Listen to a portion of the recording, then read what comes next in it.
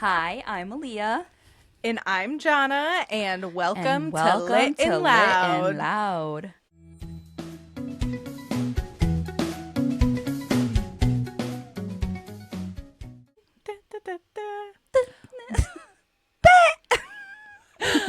Welcome back to Lit and Loud, our July reading roundup. And you are going to hear all about what we read in July. And we have book news at the end of the episode, which is always super exciting and a fun little conversation because something bonkers always ends up in there. Yeah, and it always happens right before we start recording, so count us lucky. Yeah, you literally sent me something on Instagram that we can have a full yap about a casting decision, which is funny. Yes. Hi, Diva. Hi, Diva. How you doing? I'm good. We talked 24 hours ago. I'm like, we're back. I feel like I always have something to say to you, to be quite honest. There's always something to say. I always get on these like close episodes, and then we're recording again in like 2 days. I'm like, what work has been done? I'm like, I finished a single book. I'm like, right. I went to bed. I woke up. Luckily for Sunday, it's an interview, so we can just like, what are you doing? Because we're dry. Tell us. Milking it. Yeah, we're busy. We have to consolidate and work. Johnna's gonna be in editing hell in like a place that I don't want to be in, so she's really taking one for the team here. It's self-inflicted hell. It is. The shackles it could I be put on myself. The labor could be worse. I could be editing TikTok videos. Hey, love you. I'm grinding. There's something about I was telling Johnna this. There's something about doing a voiceover that feels so like you have to detach your inner self from it. It's like, this isn't me, I promise. No. I put my phone really close to the bed so there's no echo. And I talk like someone else to the point where once Gabe was scrolling through and he saw a video that I had voiced over. And I did not connect that it was my own voice. I turned into someone else. Same. Not me. Not her. I have an alter ego. My alter ego is Indigo, and she is problematic. And I just say, that's just Indigo in my brain. And that's how we cope. Yep. So. Take it up with her. What are you watching? I forgot the question. I was going to ask what you're reading, but that's not the structure of this episode. What have you been watching? I haven't watched anything new since I last saw you. I didn't get too far into it, but I've been like in the House of Dragon gag. It's very stressful. I wish it was reversed. I wish I was offloading House of Dragons and not the Vampire Lestat. So let's get very clear about that. But I've like taken one heavy piece of media and put it to the side. So as much as I can, because I'm still swarming in it, like on the internet and every social platform that I'm on, so it hasn't really escaped me, but like the trauma of it isn't inflicted on me, so it's been a little bit better. But yeah, House of Dragons is really in the shits currently, and they just really depict gore and stuff in a way that's like, all right, that's enough for tonight. I can do these 55 minutes, but good God, it'll be over soon, which is crazy because I'm always so excited for these seasons to come out, and I wait 2 years and I'm just like on the back burner and I'm like, what's going to happen? I mean, we know what's going to happen. It's pre-written, but like visually what's going to happen. Did you read these books? Fuck no. I didn't think so. You were like, it's pre-written. I was like, but do you? Do I know? These books would very much not be for me. Oh, 100%. But the video essay bitches that I watch, they're reading them and they're making all of the connections. They're telling me the things that I need to know. Someone else. You're actually one of my video essay bitches. You have turned into one. You have all of this book insight for the Vampire Lestat that I don't have currently, and you're like, this makes sense and this is going to happen because this happened in the book and here are my theories. I get that from you, which is also delightful. So, and I love consuming media that way. Like, I'm also watching it, but you have a whole well of information that I get to now absorb on top of that and come to my own conclusions, agree with you, disagree with you. I sent you something that was a fucking crazy take on Threads today, but like nonetheless, like I have that at my fingertips. So, and I think that just speaks to fangirldom. I love when people are able to put their opinions and their thoughts out there in like a really like hey, I'm spitballing here and this could be way off, but I'm making these connections right now. And I think that this comes up, like, a lot of people are talking about, you know, the literacy crisis. Everyone's reading and no one understands. And I, to a certain degree, agree with this. But as someone who is working on reading intentionally and someone who has gone to college, gone through English classes, all this, literature analysis is not something that comes easily to me. I remember like sitting in class and this man's like, and what does this mean? I could give the professor's name, but I don't need to dox him. He's like, and what does this mean? And the whole class is like, I don't fucking know. And he pulls this meaning out of it. And I remember thinking to myself, like, how the fuck did you get here?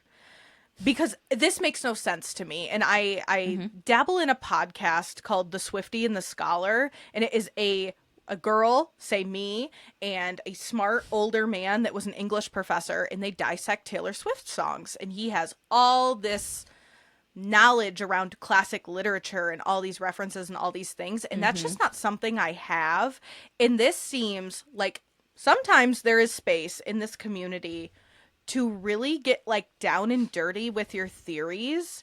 And sometimes people are nice enough to tell you that you are wrong. And here's why, and it's like a learning experience. But sometimes people are really mean, and this is something that's like really chapping my ass recently. Yes, there are wrong opinions. I said what I said.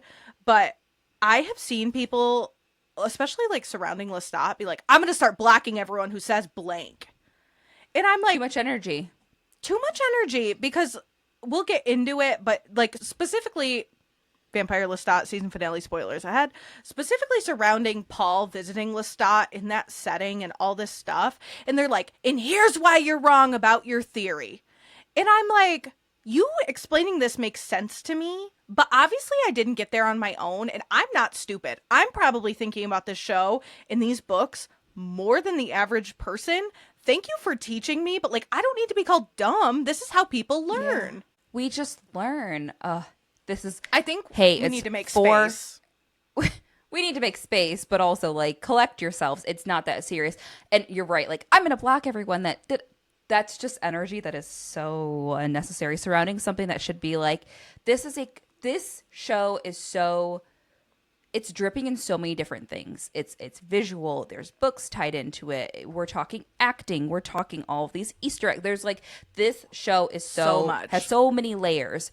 And to not take a fluid approach to that also kind of like defeats the purpose that I think Anne Rice has in these stories. Like, have you watched the same thing? That's where I'm like, right. And that's the thing. You still have that literacy. You still have that ability to process something like that, because you can take that away and have an experience with it on so many different levels, and someone can't, and they're blocking people about it. I started to get cooked a little bit, and someone explained something to me, and I replied and I said, thank you so much for explaining this, because if you're out there and like you think someone has a garbage take, it's possible they just don't know. And one of their supporting theories was, well, I watched an interview and the writer of the show said blank. Not everyone has this full built out thing. And I think that we should all take a small moment to wonder if people are teachable before calling people stupid. There are some people that are irredeemable, don't get me wrong. But just like the weight surrounding fandom, literacy, because do you feel like that's like the biggest topic in book talk right now, is like the literacy crisis? No one understands. And even with like watching and fandom and things like that, and it's just like someone saying that using big words was inaccessible to other readers. Like, this is how we learn.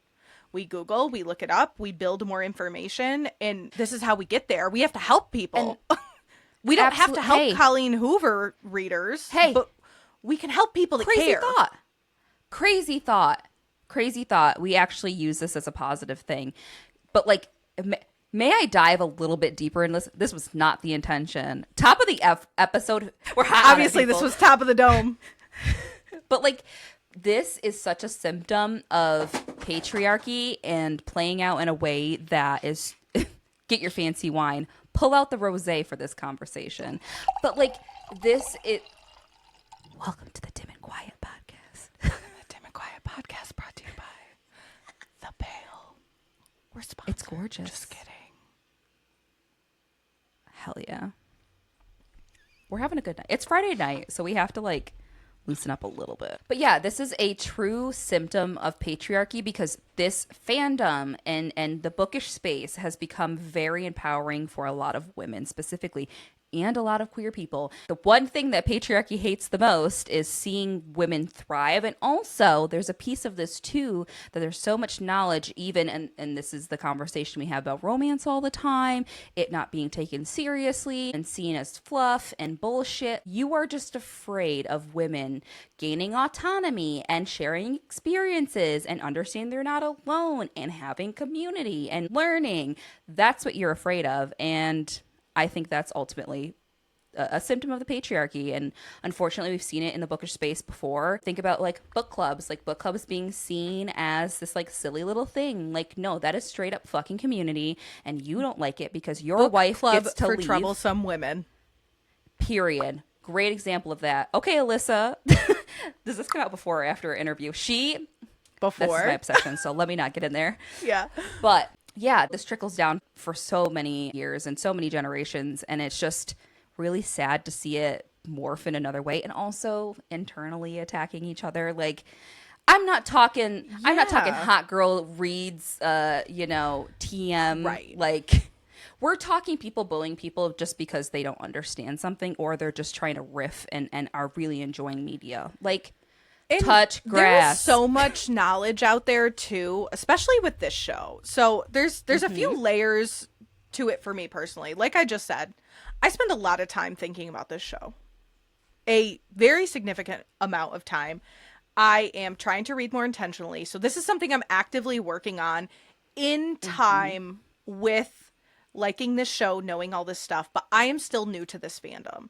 If you are referencing the ancient text from 2022 and you think I'm stupid because I didn't watch that interview, there's no space for you in my life. I'm not stupid. I just don't know everything. And I feel like a lot of people, yes, again, there are people with garbage takes that don't understand what they're reading and cannot process it. But at the same time, like, we have to give people the benefit of the doubt, because the only way we can get better is sharing information and communicating with each other and like building any community, but specifically the reading community up. Like, we can't just write everyone off as stupid. That's crazy. That's crazy. And you can't. And like the other layer to this is the critiquing too. Like, people can take a piece of media, critique it, and like not fucking hate it. That side of things, I feel like, is, again, it's like two extremes. We're talking about extremes here, and I understand this isn't always with everything, but again, being so entrenched in this current fandom, it like feels like heated rivalry again. Like, it got to a point where I was like, this is too much, gotta step away. You people just cannot grasp anything currently, and I just I don't know. Maybe it's the frontal lobe development. I'm begging your lobe to develop. I don't know. I don't know what it is. Everyone be nice to each other out there. Can you tell I've been on the internet a lot recently? Do I need to touch grass? Probably. I just hope that people would show me the grace I would try to show them. And this is coming from two people who read something on Threads today and both went, that was a shit take and this person's an idiot. Yeah. Yeah. There are some garbage takes. But and you know what? In most cases, the responses, like, we can learn and communicate. Exactly. And those responses were a reflection of that exactly. People were really nice and were like, hey, but like here's another lens to look at this through. And I'm sorry, what did you think the cat's voice sounded like? Hey, I'm asking for a friend. This is a fucking fictional game with made up creatures and characters. Nonetheless, we'll get into that in book news. We'll talk about it later. But do you want to guess what I'm watching? Yes, tell us. I'm watching The Vampire Lestat.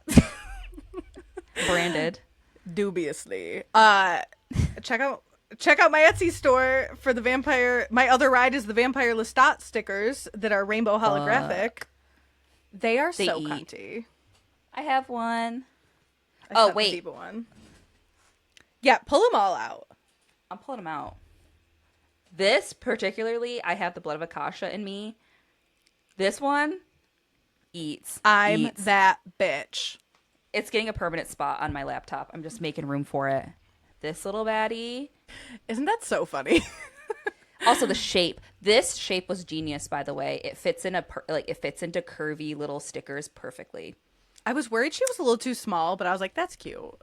No, this is perfect. Oh my god. If you did like a bumper size sticker of it too, it'd be kind of funny. So yes, I am watching The Vampire Lestat. Would you like to discuss the season finale with me? Have you only watched it? You've watched it twice. You watched it shitty once and then like raw the next time.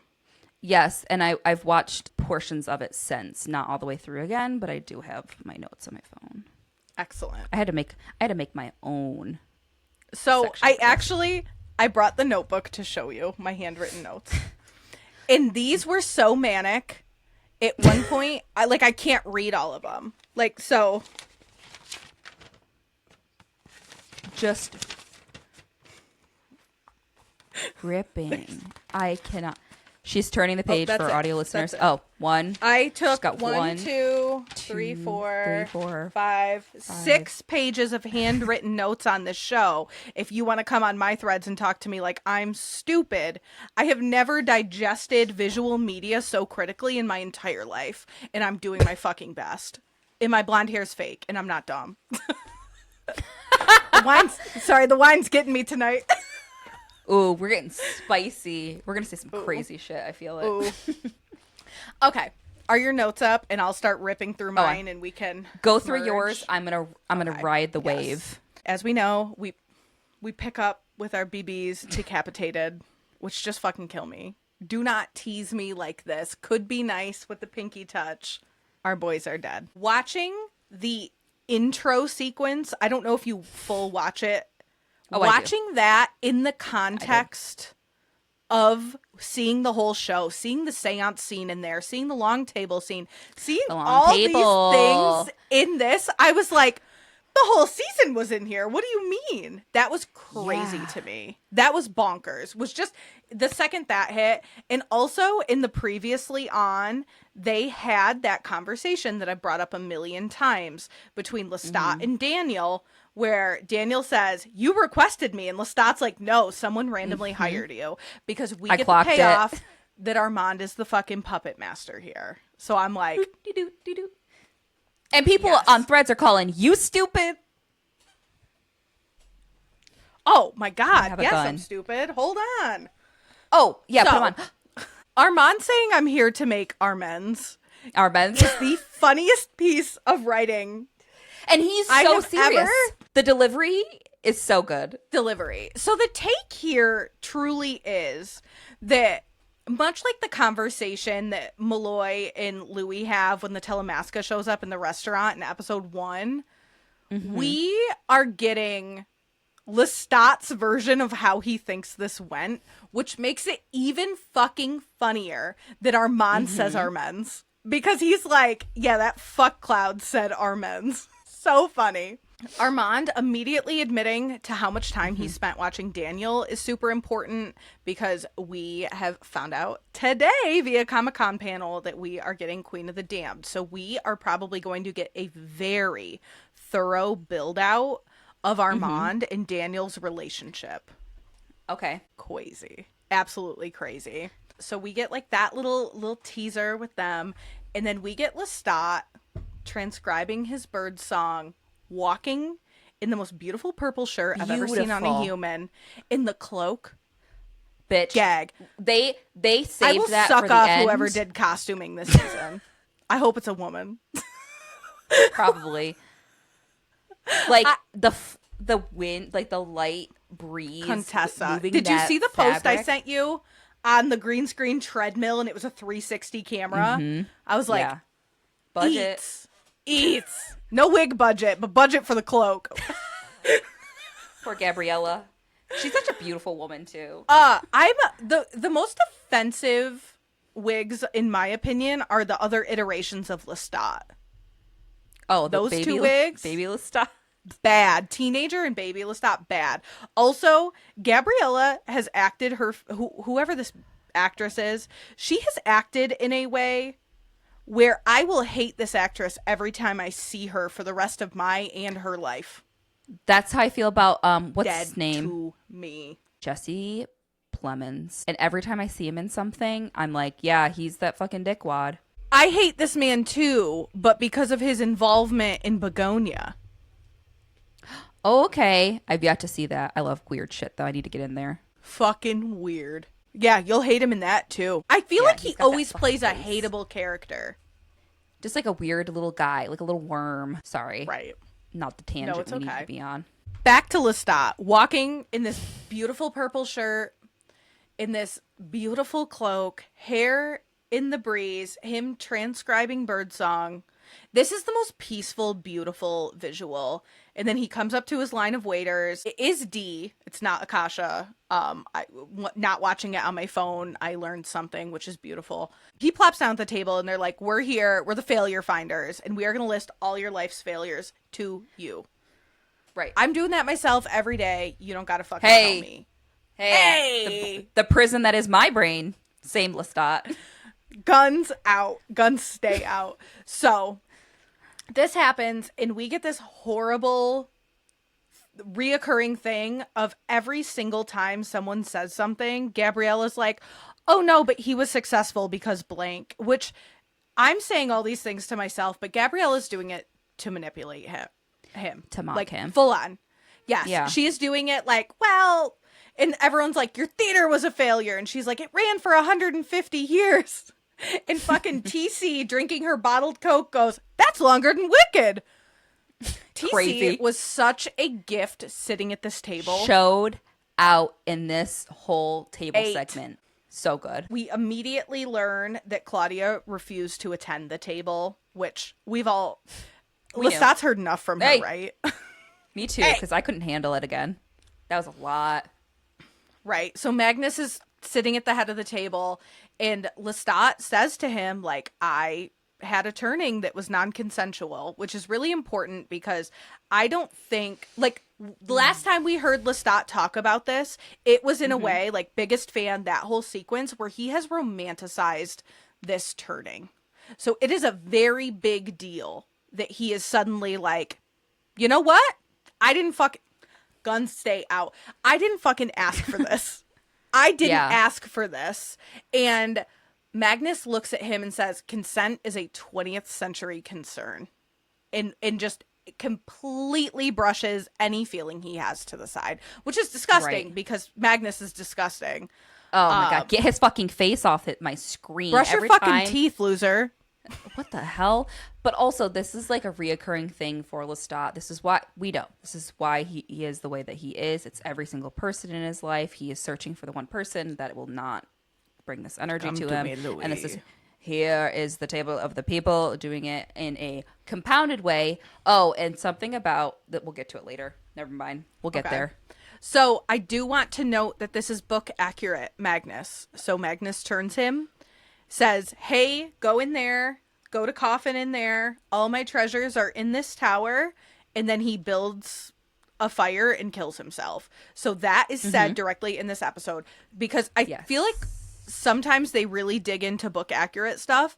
But how the episode with biggest fan was portrayed was Magnus over him and he slits his throat and bleeds into him. So I was like, is that how he died in this world? But no, they discuss it.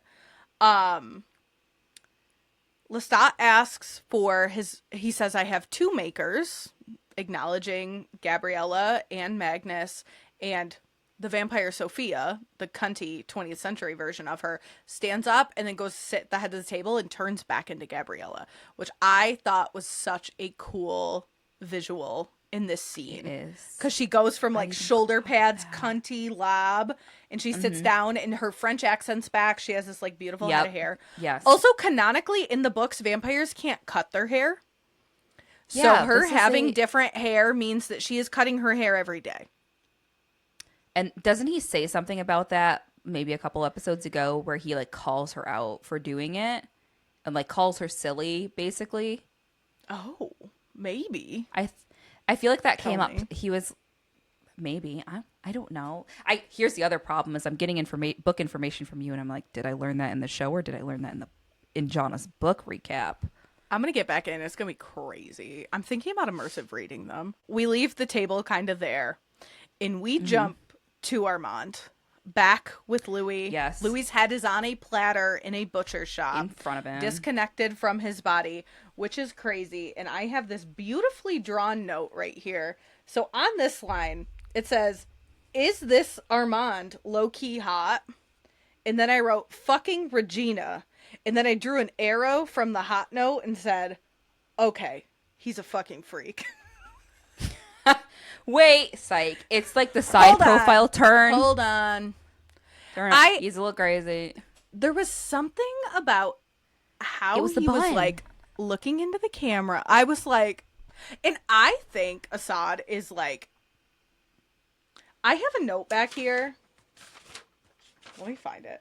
Assad, a comfy man.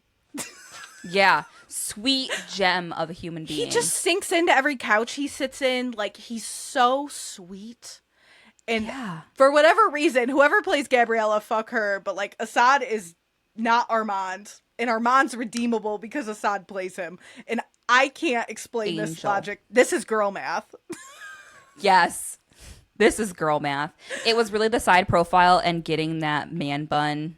I hate saying man bun, but the bun messy. He's been in turmoil. He's like, and he's so manic to a degree that is just fucking crazy here. The level of trauma within him, and we get into that in this episode. We get this crazy version of Armand who is letting it all spill, and he is like desperately trying to make his amends, but also the lumens, you know?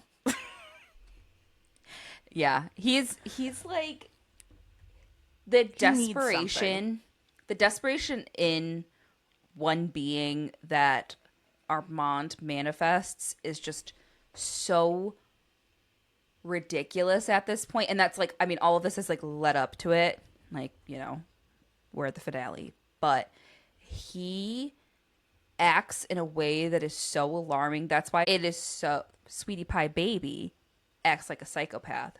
Theme amongst these actors. Like, I wish I had the skill to portray something like this level of desperation in such a nuanced way, the way that he does. I am like so impressed. Start off with that. This whole scene. The Comic-Con panel was today. So Assad in the panel said, Assad approached Armand like an alien who is unable to understand himself. And that is the only way he's able to play that part. Which is so good because you have this beautiful understanding from Sam Reed of who Lestat is. I read the longest article I have ever read on the internet this morning about the composer for all this music discussing doing lyrics and making this music with Sam Reed, because Sam Reed is the universe's leading expert on Lestat. You know? Yes. And they were like, he has this incredible understanding of who this character is. So when I write lyrics, Sam goes, he wouldn't say it like that. Maybe he'd say this instead. And like, that kind of makes sense. So to get that take from Assad that he's like, I don't know how to play this character because this character doesn't know who they are. So I can't have an understanding of who he is crazy. Insane. And well done. The other piece of it is him and Eric, that plays Malloy, in the panel said they have never rehearsed a scene together and everything they do is live. What? Yeah. How? I cannot wait to watch a video of this panel. Yeah, me too. The slam up against the wall heard round the world. Heard around the world. Wow. Guys, if you like that this is shocking. podcast, you have to understand. I'm going to talk about this till I die. Someone looked at me recently and they were like, you're so single-minded with your fandoms. And I'm like, I agree with you, but this is hitting me in a way I don't think anything has before. I would love to pull up a video of us talking at the beginning of the year when we started this podcast in your heated rivalry psychosis level and just compare a clip. Because I'm this sure is you've more, said that, but and I think it's because there's more. I would say I feel like you have more to chew on. There's far more to chew on here, but like I think the level of buy-in is just it's the buy-in that people are gagged. It's the this. It's all the layers. Yeah. So then we leave Armand and Louis and Regina at this point because she is Louis Dumas. They're all in there. Everything's going fucking wrong. Everything's going wrong over there. And like Lestat, his head is away from his body. His body is in the room. His head is in a bowling bag with Daniel fucking Malloy, who's just which is bitching crazy. at him. Bitch. So which I is have so funny. I have a note here and a question. So we have seen Armand do his little like rest bit, causing people to kill themselves. Why did this same bit not work on Malloy in San Francisco? Is it because he didn't Armand really immediately loved him? Right? He didn't put his pussy into it. He like that. He actually wanted him to rest. He wanted to hold him on his tit and tell him to rest. Right. Okay. He didn't mean it, and I think intention for all of these vampires is like at the core of everything for them. It's the intention, and like Armand can't escape that. Louis can't escape that. Lestat can't. Like it is exactly that, and that's why they are the way they are. Yeah, that was what I could gather. I'm sure there might be some underlying reason. You might discover it in the books, but there was a part of me that was like, is he obsessed with Malloy because this didn't work on Malloy? And he thinks he's special because of? You can't spitball on the internet anymore because people think you're stupid. But like... I love how I shoot next to my ears. This is my shooting stance of choice. Blow my head off too at the same time. And I'm deaf. So, anyway, we cut to the bowling alley. I'm rewatching the season because they've released these uncut versions of the episodes. Now, I don't know what I am misremembering or what is new. So I need someone to do a deep dive and just tell me what's new, because if I have to do a side-by-side watch, bitch, like, that's a level that I don't know if I'm willing to go. But we get Daniel saying, I am in my day-walking Yowie Manther phase. Which is... Daniel, why do you know these words, and why can you string them together in such an alarming way? I had to Google the word Manther, for the record. I don't know what that means. It's like a hot guy that's older. In like the Yowie sphere, walking, I believe. Yeah, Yowie Manther phase. He does say that. I did get the Yowie alone had me giggling, but that is even funnier. Daniel Malloy. That killed me. Daniel is so funny, even when he does not mean to be. He is like to the core hilarious. Okay, his Grandpa. Sunburn in this is so funny. It is so bad. Shout out to these makeup artists. It's so bad. It's like that bitch on the pit in the bikini. Yeah. Like, it is so funny. His glasses line. Someone is edit someone him who in the always has a pit. glasses line. Please edit Daniel Malloy as a pit patient coming in. It's Dr. Robbie. Give it to me. Give it to me. Can't wait to see it on my desk on Monday. Thank you. Oh, Mama's got to work. And like, both Jacob Anderson and Sam Reed have said, like, I've always thought this show was hilarious because the writing is funny even when it's serious. And like, this is a beautiful instance of that. This is hilarious. I love it. And then he looks at fucking Alex, who won't speak to him, and says, did mommy give you the autism gift? Did mommy give you the autism gift? This whole scene, he is ripping. He is on fire. He is so...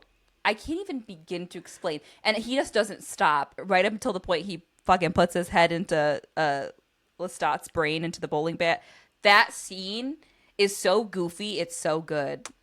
So good. People are like, this is terrible. I'm like, you have no taste. Thanks. That's the point. That's the point, actually. It's supposed to be bad. Think about who's... That is so funny. It's comedy.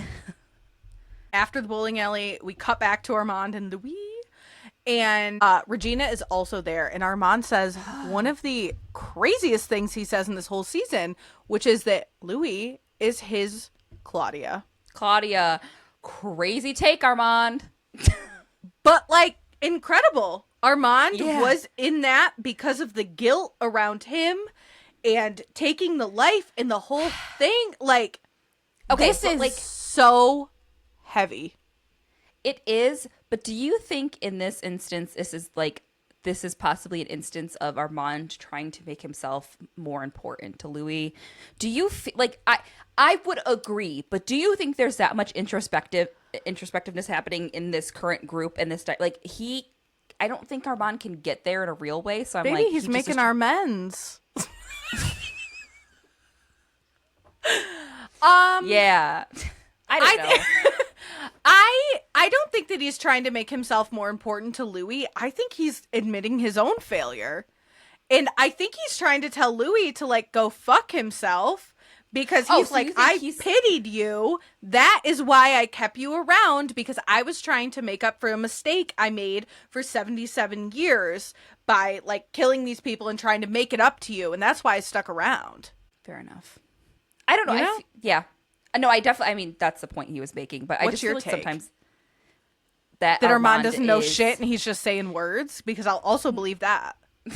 He self-inserts in a way, and I understand, like, this is the only thing that he can grasp at. He self-inserts in a way. This box is not big enough for your desperation. This is what I'm saying. Like, that is his default as a human. He is craving as a human, as a vampire. Like, this goes back to his origin, so part of me thinks it's playing off of that. And, no one's and drawn again, in 400 Armand, years. He doesn't know who he is. He's so insecure. He's so insecure that he cannot grasp his own action. So part of me thinks he's self-inserting because he's trying to make himself more important. He's trying to make it seem like he was making it up to Louis to be in this relationship when to really reason he for needed himself. Louis. And, like, this is the thing. We're seeing it I'll through the accept lens that. of, like, he's like yes, in this context it is that it is he's coming to terms, he's making amends, like, he's doing this with intention. But as Armand as a vampire, like, that is his thing. Like, they all have their thing. His thing is exactly that. He has to self-insert. He has to feel more important. He has to make himself feel more important than he is to people and, like, their lives. Like, yeah, he's correct, because everyone's life can function without him, but at the same time he's such a, like, he led a coven for like 500 years. Mm-hmm. Like, him as a character is so deeply confusing. I saw a post today on Threads that was like someone with the Vampire Armand, the book in their hands, and they were like reading this to figure out who the fuck hurt him. Because yes, I think he again, we've said it 8,000 times, such an unreliable narrator, such an unreliable character about all these people, but Armand's the worst one because, like, Lestat knows who the fuck he is, even if he's telling lies. Armand has no idea what's the truth. And the beautiful example of that is him and Lestat in the box. You know, it's alluded that they're fucking in front of Nikki. And then we get Lestat's version, and he's like, Christ, this box is not big enough for your desperation. That is still one of the best scenes. Oh, absolutely. Armand is so complex. And here's the thing. I feel for him because, like, he ultimately is he's suffering. He's so insecure. Like, this is the deep-seated insecurity. Like, And but it makes him the problem. Correct. And we get into it in this episode because, like, canonically, like, Louis, like, you were 12 and he worked in a brothel. Like, he was a literal sex slave as a child until Marius saved him. And then he was eventually turned, and his parents sold him into that brothel. That's the other fucking thing. Like, he was given by people he loved and trusted into the sex trade until Marius found him. And Marius took him under his wing. I could be misremembering the book, but, like, Marius took him under his wing, and he kept him and allowed him to get older. And Marius only turned him because he had to. They were, like, in a desperate situation where like, the castle was being stormed and the whole thing. Marius was a significantly more loving relationship than Armand had ever known in his life. And then he was led to believe that Marius was dead. We know that Marius didn't die. Mm-hmm. Because he pulled Lestat out of the ground. But, yes. Yes, I feel bad for Armand, but at the same time, I'm like, can you figure it out? Yeah. Because there's but this, think like... about it. but like, think about it. Think about being a vampire and, like, think about all the shit that the dead horse that we beat into a pulp, bitch. Think about doing that for hundreds, centuries. I have been enduring deep conversations with myself. Centuries of that. Of course he's fucking crazy, sis. He's a tortured soul. They all are.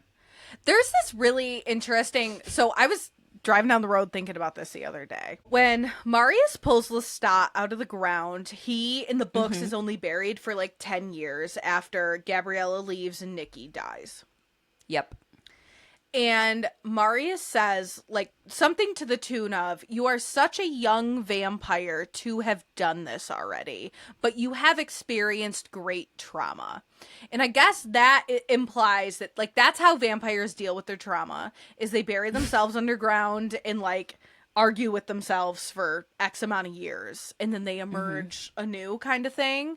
And I was literally driving down the road the other day, and I was like, instead of causing all this fucking chaos, Armand should have buried himself in the fucking ground. Try again in the next century, King. But he wants the validation from other people. He is incapable of giving that to himself. He doesn't know who he is. He does not know who he is. So how is he able to give it to himself? He can't Which sit there makes me feel so like bad a carrot. for him. Right. That's when I'm like, this poor he's complex. And he's canonically in the books turned at 17. So he's a child. Oh, Armand is a child. He's 17. So even though he's the oldest vampire of them all, he is 17 when he is turned. He is a child that has known nothing but torment and torture. Oh, but like another tie back to him being Claudia, like stuck in this mental. Correct. And someone on Threads was like, everyone's all saying like Armand thinks that Claudia's a freak, but they were only turned 3 years apart because in the show, Claudia's 14, Armand's 17 in the books. And they were like, yeah, but Claudia was 5 in the books. So that's like a 12-year age gap. That's big. That's different. And Armand's obviously not 17 canonically in the TV show. Yeah, he's a man. Yeah.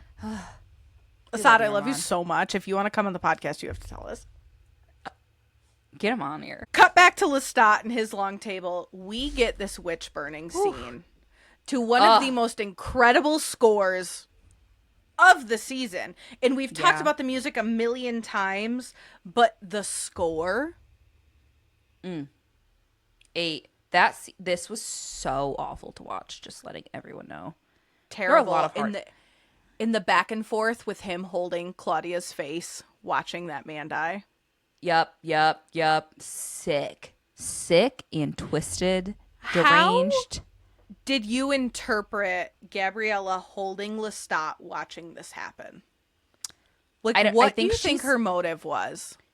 Because this is a flashback to when he was young.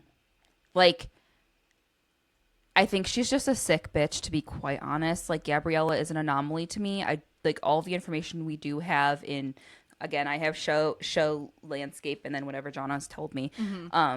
So, and a little bit more. I've been diving deep into other people chatting about it. But like, hey, fangirl.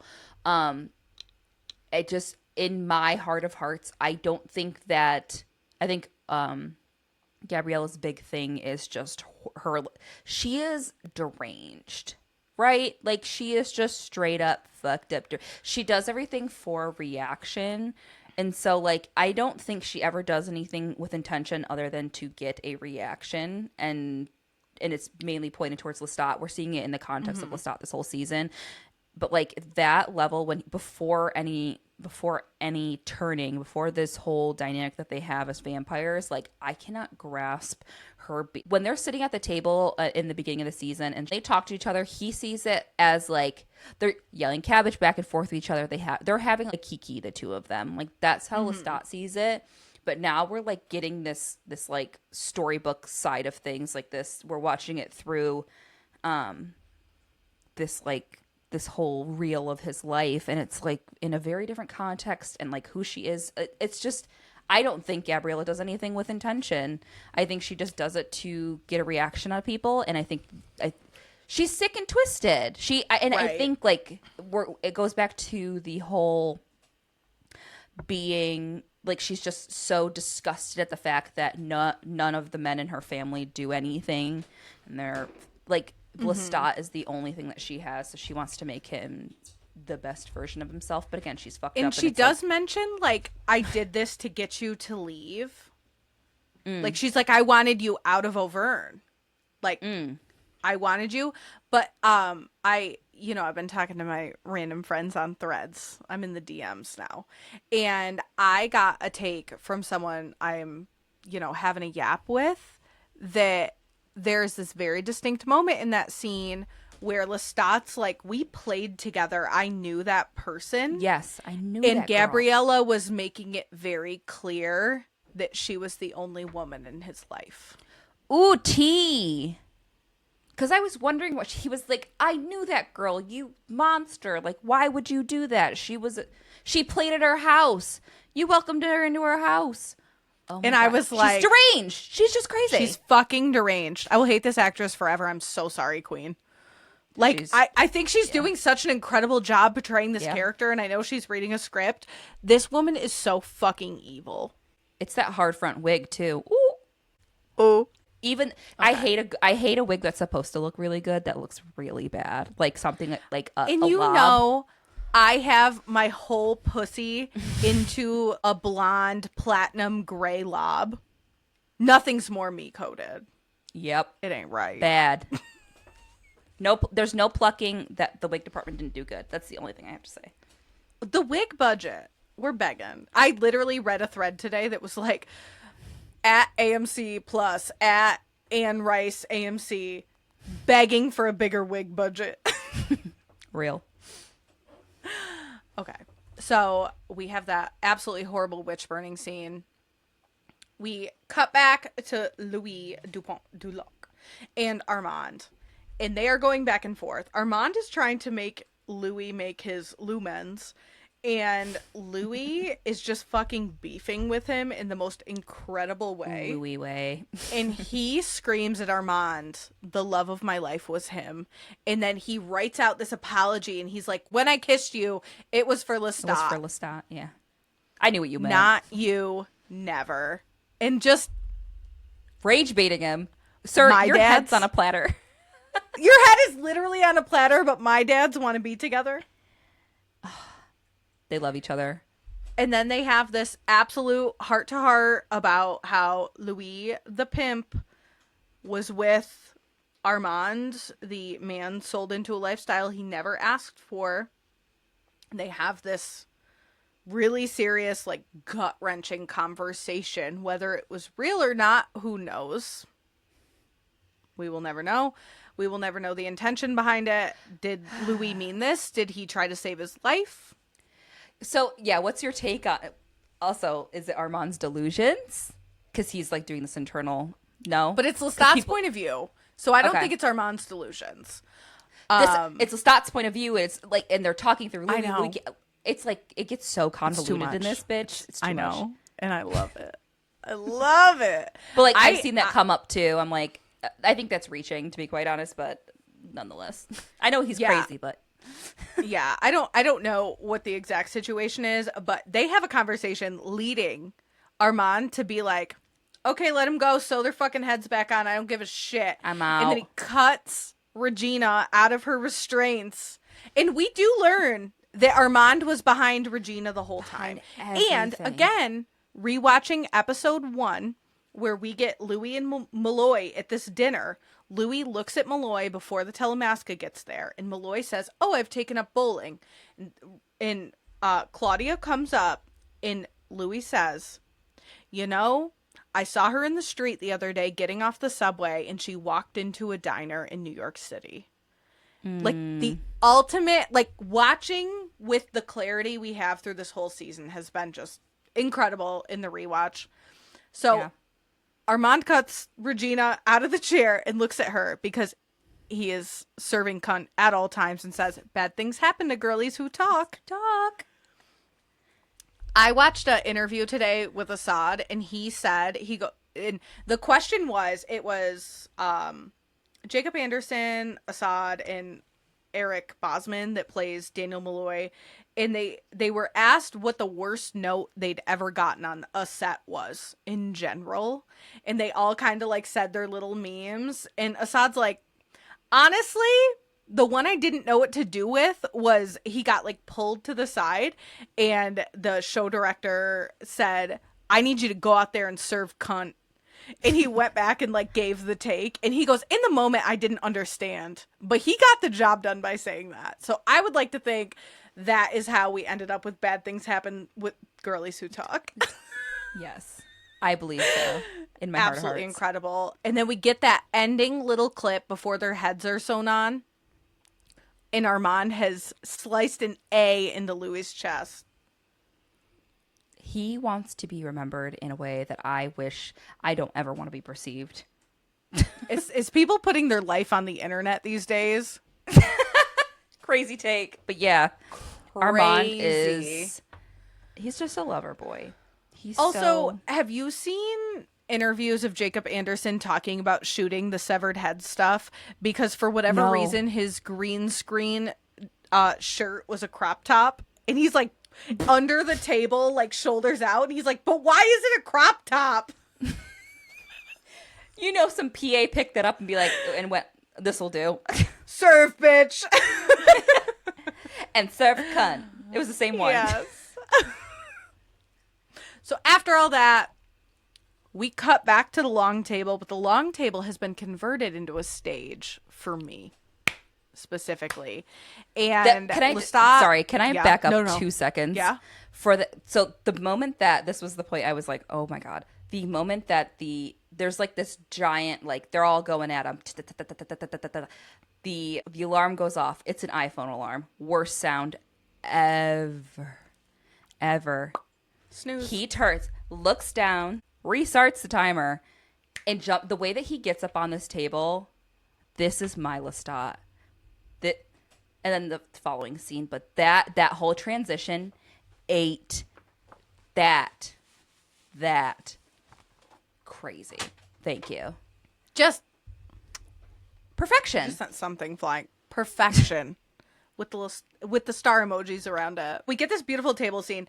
The more pictures I see of this set, absolutely incredible. They made all these absolutely gorgeous posters for this that will never be released, that I'm going to think about every day till I fucking die.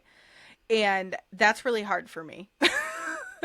But also, as someone who's discussed, like, I wish I went into, like, set design, I'm like, why wasn't I there painting these brick walls? I'm in a midlife crisis. I got laid off. So, just absolutely incredible work. And Lestat says, congratulations on your historical proximity to me, because everyone there, which is also, he delivered that line during the live show. So it was really fun for me to see that like circle back into the show. I wasn't there. I just watched all the videos, and it was just so good. Cute. And everyone there is someone that he has killed or changed or whatever. All of his fledglings are in VIP lanyards, which is fucking hilarious. And they are just still cooking him. And he says the line, if I failed, that means I actually attempted something. Growth. Dare I say Growth. Season 1 Lestat would not have I said was, that. Chiming in the comments recently about like what a beautiful thing this is for Lestat, who's always been told he is too much, he's too this, he wasn't allowed to work for the church, he wasn't in the books, he leaves and he runs away with a theater troupe and his brothers all come back and get him. Like, he just wants to perform, he wants to be loved, he wants to be able to be too fucking much, and he is always made to feel silly for it, which is something that I struggle with in my everyday fucking life. And this is just such a beautiful sentiment. And then he boils it back down. So he says the profound thing and then he goes, I don't know if I really mean that. And he does. He fucking does. He does with his whole fucking chest. Someone yells out, "Play Long Face," and he goes, "Fuck that song. That's the song you wash your car to." This scene delivered in a way I didn't know I needed. I didn't know could happen. So like, good. Fuck that song. He looks over at fucking a kid and he goes, "Black licorice," confirming the song is about his first kill after him and Louis reunited and not Louis Dupont du Lac. I lived 54,445 days before I met Louis Dupont du Lac. Okay? Hell yeah. This scene 8, they Everything. edge us with Butterscotch Bitch, which I was listening to this, I was like, she is losing her fucking mind. All I could think the whole time was like, Johnna's gonna fucking shit herself. Because there was just like just enough time left at the end of this is like, it's like rapid fire. This is like the last 10 minutes. I said it on the pod too. I was like, we are gonna get the most scrumptious playing of Butterscotch Bitch. My head is rolling round. Will my toesies ever touch the ground? This whole thing in nothing. We don't hear the fucking song. I felt so bad for you. That's the only thing I could think of. I mean, this scene was masterclass. I've said that so many times about this show, but like Sam Reed eats in a way that like is like presenting Lestat and full Lestat is in a perfect way. I have no notes. Yes. And this scene, Sam,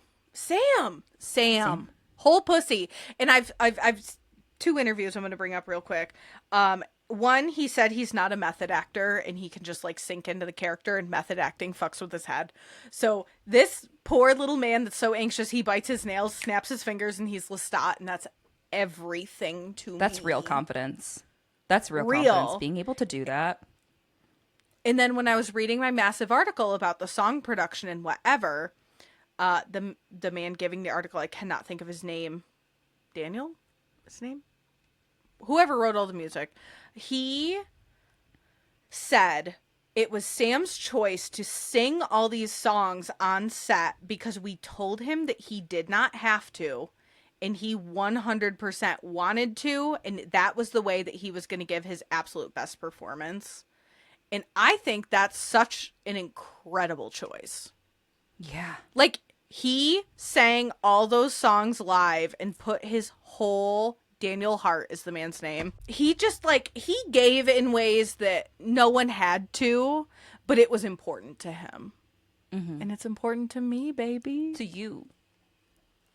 So we get edged for 8 minutes of Butterscotch Bitch slowly easing into it. And then we get a man walking down the table. This I was like, who is it gonna be? The light coming from the back, and he's like in this like very thoughtful moment. I was like, who is it? And when fucking Paul walks up there, I was like, I have goosebumps thinking about literally. And I still wish you were a girl. I do too sometimes. Thank you for loving him the way he needs to be loved. And I know he doesn't say it because that's how he is, but he loves you too. Don't say that to me again. And like this just profound moment of like this, I've seen things like the last time we see Louis say I love you is when he looks at Paul and says I love you, baby brother. And that was the last sunrise he saw. Like sunrise, last person he said cut the camera's dead ass. This was mean, and it was spiteful and vindictive, and I cannot believe they did this to me specifically, because that first episode, like, I remember years ago watching that first episode and understanding like this show was it, because they know how to get you, they pull at your heartstrings in a way that like a lot of media tries to but doesn't. And a lot of the first season too was this like the Black experience too. His whole family dynamic, we get so much of Louis' family dynamic. We get so much of that. Paul plays such a huge role in like Louis' vulnerabilities too, and like all of us tying together makes me sick. Do you think he killed Paul? No. So this is, let me pull it up because this is what I got fucking cooked for on the internet this week. Because 100%. Yes. So everyone's like, he shows up after everyone and blah, blah, blah, blah, blah. So I post on Threads, does Paul being in this scene imply that Lestat had a hand in his death? He's surrounded by everyone he, quote, murdered, made, or memorably traumatized. Were the interactions we saw between them enough to classify him as memorably traumatized? And someone replied and said, no, Anne Rice, the cast, and the crew have all confirmed that Lestat didn't kill Paul. He's in the later crowd or is something other. A kindness bestowed on Lestat as he's dying to know that Louis loved him. And I replied to that person and said, thank you for this, because that was kind. And then everyone else is like, you're an idiot. And I'm like, can a girl not ask okay, questions we're all here anymore? to learn. This is what I'm saying. This is what's like circled around the whole thing. And I think your that thread was a question too, by the way. It wasn't like a statement. You were like, I'm thinking teachable, bitches. Crazy. Sorry. I'm asking. Still reeling. Isn't it crazy that something worded like that is like, yeah, I'm just a girl. Chill. But that light from the fucking heavens where they are looking up, we have this beautiful moment that kind of brings the whole episode full circle, where, or even episode 6 too, with Lestat being like, I want to go out to the desert, or I want to go out and transcribe birdsong and all this stuff, because Paul was always deemed to be like a little crazy because God spoke to him through the birds. So you have this beautiful dynamic of Lestat finding so much comfort and peace in the birds, Paul thinking God was speaking to him through the birds, and then they're reunited with this beautiful light from the heavens. And it's just magic. This fucking scene. Just kill me. This writing for me. And they're flying through this. Like, we're getting whiplash, bitch. I'm like, we've talked about this longer than the episode went on. And say it before. Which is crazy. And then after that moment, Lestat just goes, as he comes on the voiceover, he goes, would you believe the next memory I had was waking up in my coffin? Tell me. And then all this stuff happens. He's doing the voiceover and you see him look. And the loudest fucking part of this episode is him mouthing silently the words, where's Louis? I stood up. You've seen me stand up and watch a television show. I stand up. Yeah. Because Louis was like dead. Where's Louis? Yeah, you get this beautiful bonding moment on the bus. You get Lestat finally fucking standing up to Gabriella, and he says, you go out there, you sing, you get torn apart. I'm not fucking doing this tonight. Whoever brought you back into my life, get the fuck out. More please. More please. Finally. Suffering this whole season with Gabriella. Finally. Beautiful. And Louis like, oh, she said it though. He's like, literally, his face. My king. Absolutely incredible. It cuts and we get Lestat recording the failures, which is crazy. And we learn that this is after Akasha's reign on Earth. He walks out into the sun, which is crazy. Walks out onto his Montreal apartment porch. And I watched it 15 times to make sure I knew where this fucker was. And he stares out. So I've seen people talk, like, Sam Reed has very much described Lestat's walk as feline. He's like, Lestat is a cat. Yes. He's slinking. He's, like, doing the whole thing. Yeah, he's slinky. So I've seen a lot of people comment that his walk is very different post-Akasha. So I'm very curious about that. But he also had a robe on. So, like, can we really see his walk in his cunty little robe? But yes, he walks out into the sun and we get this beautiful fucking blowout moment of him, like, again, to Butterscotch Bitch, and we don't hear the song. A tease. And now we get to wait 2 years? Welcome. Welcome. Welcome. Do you have any other further notes? No. I threw everything I needed in there. Okay. I have a couple. First of all, via Comic-Con, we are getting a season 4, and it will be Queen of the Damned. And I have discussed this before, that Queen of the Damned picks up directly after the Vampire Lestat, and we have covered the Vampire Lestat in a way that I feel like is fine, because Queen of the Damned picks up directly after that show ends. I predict, jot this down because we will still be doing this when this comes out. I predict episode 1 of Queen of the Damned is going to open up, and it is going to be whatever happens on that fucking bus. And then we're going to get into it. So I think we're going to pick up there and dig back to it. We're only through 58 albums of the failures. So yep, which you pointed out. I was had 111.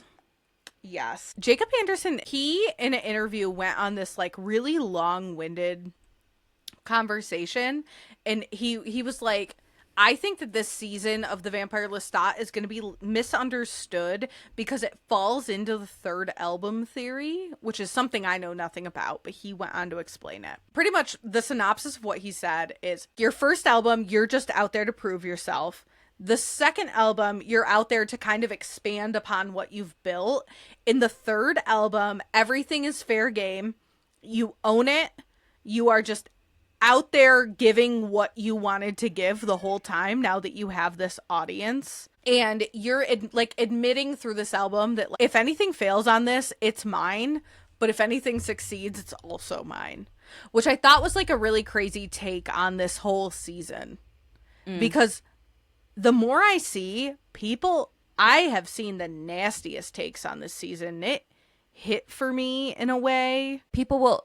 it's a spectrum. People will always be on the other end of it, nitpicking every single thing and straight up not enjoying it. And like, that's not your tea. You just didn't enjoy it. Like, right. I saw someone post the other day and they were like, okay, now this season's over, can we admit that the music was all really bad and Sam can't sing? And it sounded terrible. And I was like, are we listening to the same thing? Not every song is good. That is correct. But Sam can sing. And there are great songs for a television show. And it's from a very specific perspective. Yeah, I think... like, all those songs sound like they're written by 12 different people, which is the point of the season. Because he's... like, Long... in that article I read today, he was like, Longface does kind of suck because that's what you'd write if you were trying to write a song as a vampire before you know who you are. I'm like, that's hilarious. Right. Like the level, when we are like, we're not going to trash a book because we didn't do it. I'm not going to trash 27 songs because I didn't do it for a TV show for AMC. Right. Cooking me. That being said, what are you obsessed with? And I'm like afraid to ask you.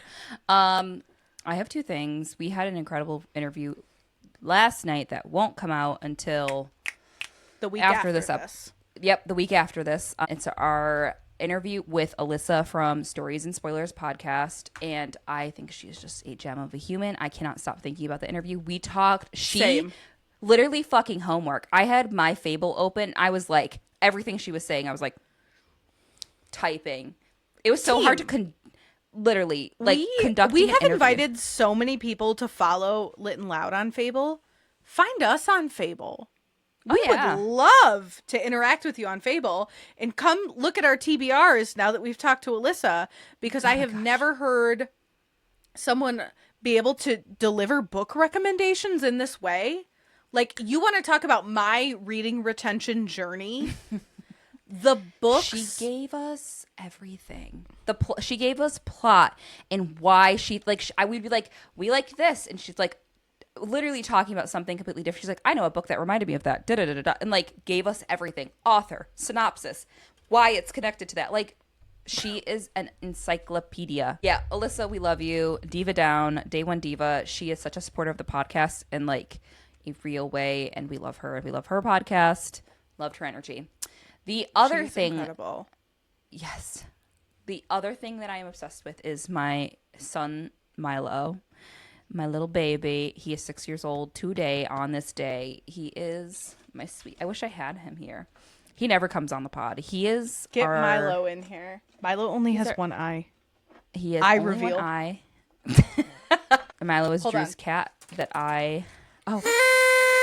For Milo. Happy birthday. There's a pen stuck in the...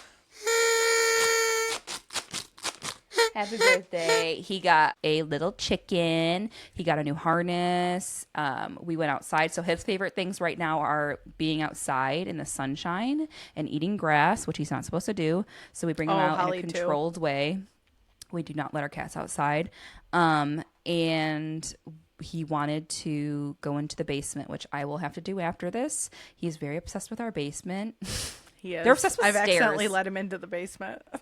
And I've been spending a lot of time down there doing this stuff for Bookfair at Bel Air, so he's been getting a lot of basement time, which is his other gift. So happy birthday, Milo. Thank you for making me Happy birthday, Mom. Milo. I would also like to tell our listeners that canonically, Milo is my favorite cat in your household. She literally looks at me and goes, he could do no wrong. Every time I say, he did something bad, you're like, no, he didn't. He literally couldn't do that. So he is so sweet. He's a sweet boy. Ooh. He only has one eye. He has a soul patch. He has like white on here on his face, but just a little soul patch. Pink nose. Also, they don't make cats like that no more. No. He is just a big boy. I wonder if I and he's not fat. He's all dense. Just dense. Everyone, Milo is here. The birthday boy himself. Say something. Big Valentina. He acted like that scared him, but he couldn't hear that. He's very malleable, but he's 6 years old, so he's like a big kid. So he gets away with being like grumpy and like sleeping, you know. But he is a sweet, sweet boy, and he's well trained because Drew got him in the middle of the pandemic. So Drew had all of the time to train him, and our other two are just bad. What a sweetie. What are you obsessed with? I'm like, as you know, deeply obsessed with the vampire Lestat in a way that is disruptive to my life. I am also obsessed with Bookfair at Bel Air prep. Oh, yeah. I know that you are with your backdrop making. I made us the most gorgeous. Oh my God. You weren't even ready. I was vibrating. I've been giddy about it because Johnna made my 1 6-foot wide pennant for my wedding that was Wicked theme in the gay way. And then she made us a pennant like this with our last name. And it is one of my favorite things I've ever received, next to the bedazzled veil she gave me as well that was personalized. Those three are like what I cherish those items. So I have been like tickled to see, there it is, to see this because she has a way. That's your job. It's so good. Look at how big that logo is. So good. Oh my God. It's so good. Tears in my eyes. You know? It's big. It's huge. So we were both like, we want it big, right? And she's like, oh, I ordered a lot. And I ordered about 18 different options for fringe because I just didn't know what the vibe was going to be. So I wanted you to have everything. You know what the vibe's going to be? Good. Good. All around. Also, you know what I'm obsessed with? How lucky am I that I get to call my 87-year-old grandmother and go over and use her sewing machine that my grandfather bought her and sew this. And everything that comes out of her workroom is so like biblically special to me. It's got the touch. The first race I ever ran, she sewed me a skirt for. I ran as Rapunzel at Disney, and she sewed this lace trim that was like a remnant onto it. And my mom looked at it and said, "You sewed me a dress for the first day of 3rd grade and used that trim on it." Just like the legacy of like passing down craft like that is so special to me. I feel that way about tattooing, which is why I really hate like really shitty fine line tattoos in like the workshop. Like I'm going into the coffee shop way. Yeah. Yeah. Because I think things like that are so special, and passing down like hand done craft is so special. And I was taught how to sew by my grandmother, and I love craft in that way. And I understand that we craft to be cute little bitches, but at the same time, it's something so special to me. And like making your veil was so special to me because It was like so getting to see you in that on your wedding day was so sweet. And truly the definition of handmade with love. Yeah. That is I asked her to so special. I asked her to do so many things with like a ridiculous timeline while she was hosting a iconic party that she does every year. And she looked at me and said, bet, and then executed on a level that I couldn't even imagine. I trust you in so many ways. And I was like, again, some of my favorite things that I own. And unfortunately, they're in my basement. Like I want them to live somewhere, but As long as they're this isn't my safe, home. they're like some of my favorite things I have ever like made in my life. They're waterproofed down there. That's how serious I am. All of my wedding stuff is like waiting to be like framed. I would really love to make enough money off of this podcast so I can go get my wedding stuff professionally framed and like cry about it, because as a photographer seeing that, like it's that sentimentality that you're talking about, like that. I'm like, my friend fucking made that and it needs to live in a frame on my wall. Like, handmade things are so special. Crafting is so special. Like so special. So special. And like I'm obsessed with that. What a good place to put your energy. Yeah. Into a physical thing like that. Oh. Yes. Crafting. We're crafters. We are crafters. We are high effort women. Period. What'd you read this month? Oh my God. What didn't I? Another banger month. I think I predicted that this would be another heavy month for me, and I was correct. So to start off, today I finished, this is like my most recently finished book, Cherry Baby by Rainbow Rowell, which I will like, it'll be ass backwards in the podcast, but it doesn't matter. I just finished this and it was incredible. I have a deep love for her. She wrote a beloved book of mine when I was in like middle school. So reading this now as a grown woman. Can I tell you that I looked up, was it Eleanor and Park? Was it called? Eleanor and Park, yeah.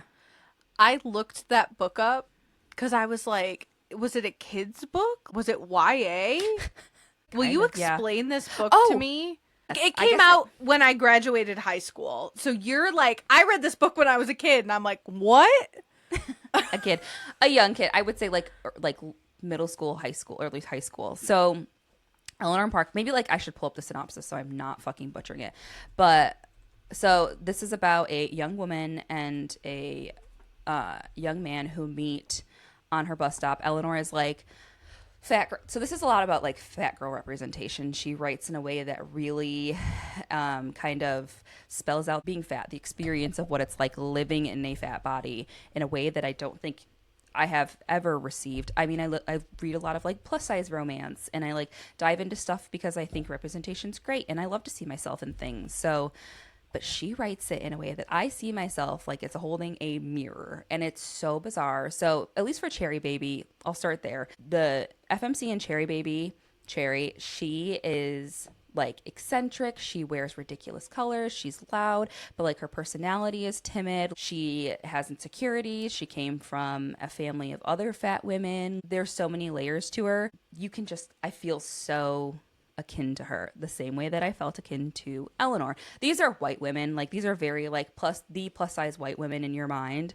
But in a way that like the writing really just trumps that in my opinion, but I know that's not for everyone. But yes, Eleanor and Park, it is considered YA. It's set in Nebraska in the 80s. This is correct.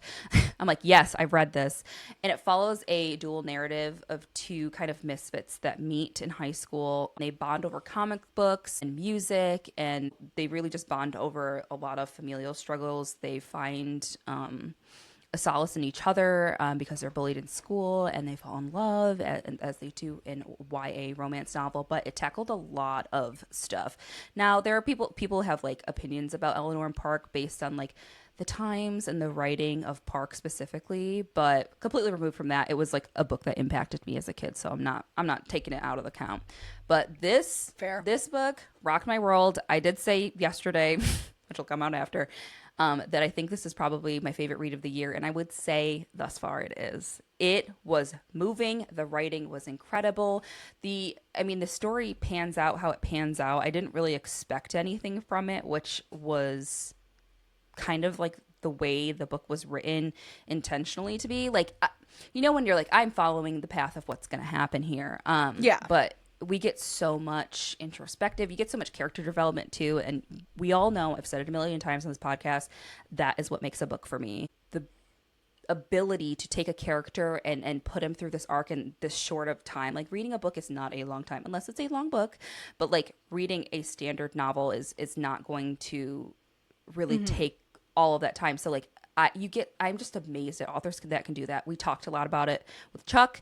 And I feel very similarly about Rainbow's ability to do this. So 10 out of 10 read. I highly, highly, highly recommend this for anyone who wants fat representation. Also, middle-age representation, which I think is important. It's not like the young love story. It has people who have been through things, and she's actively going through a Middle divorce. age is in 40s? Late 30s, early 40s.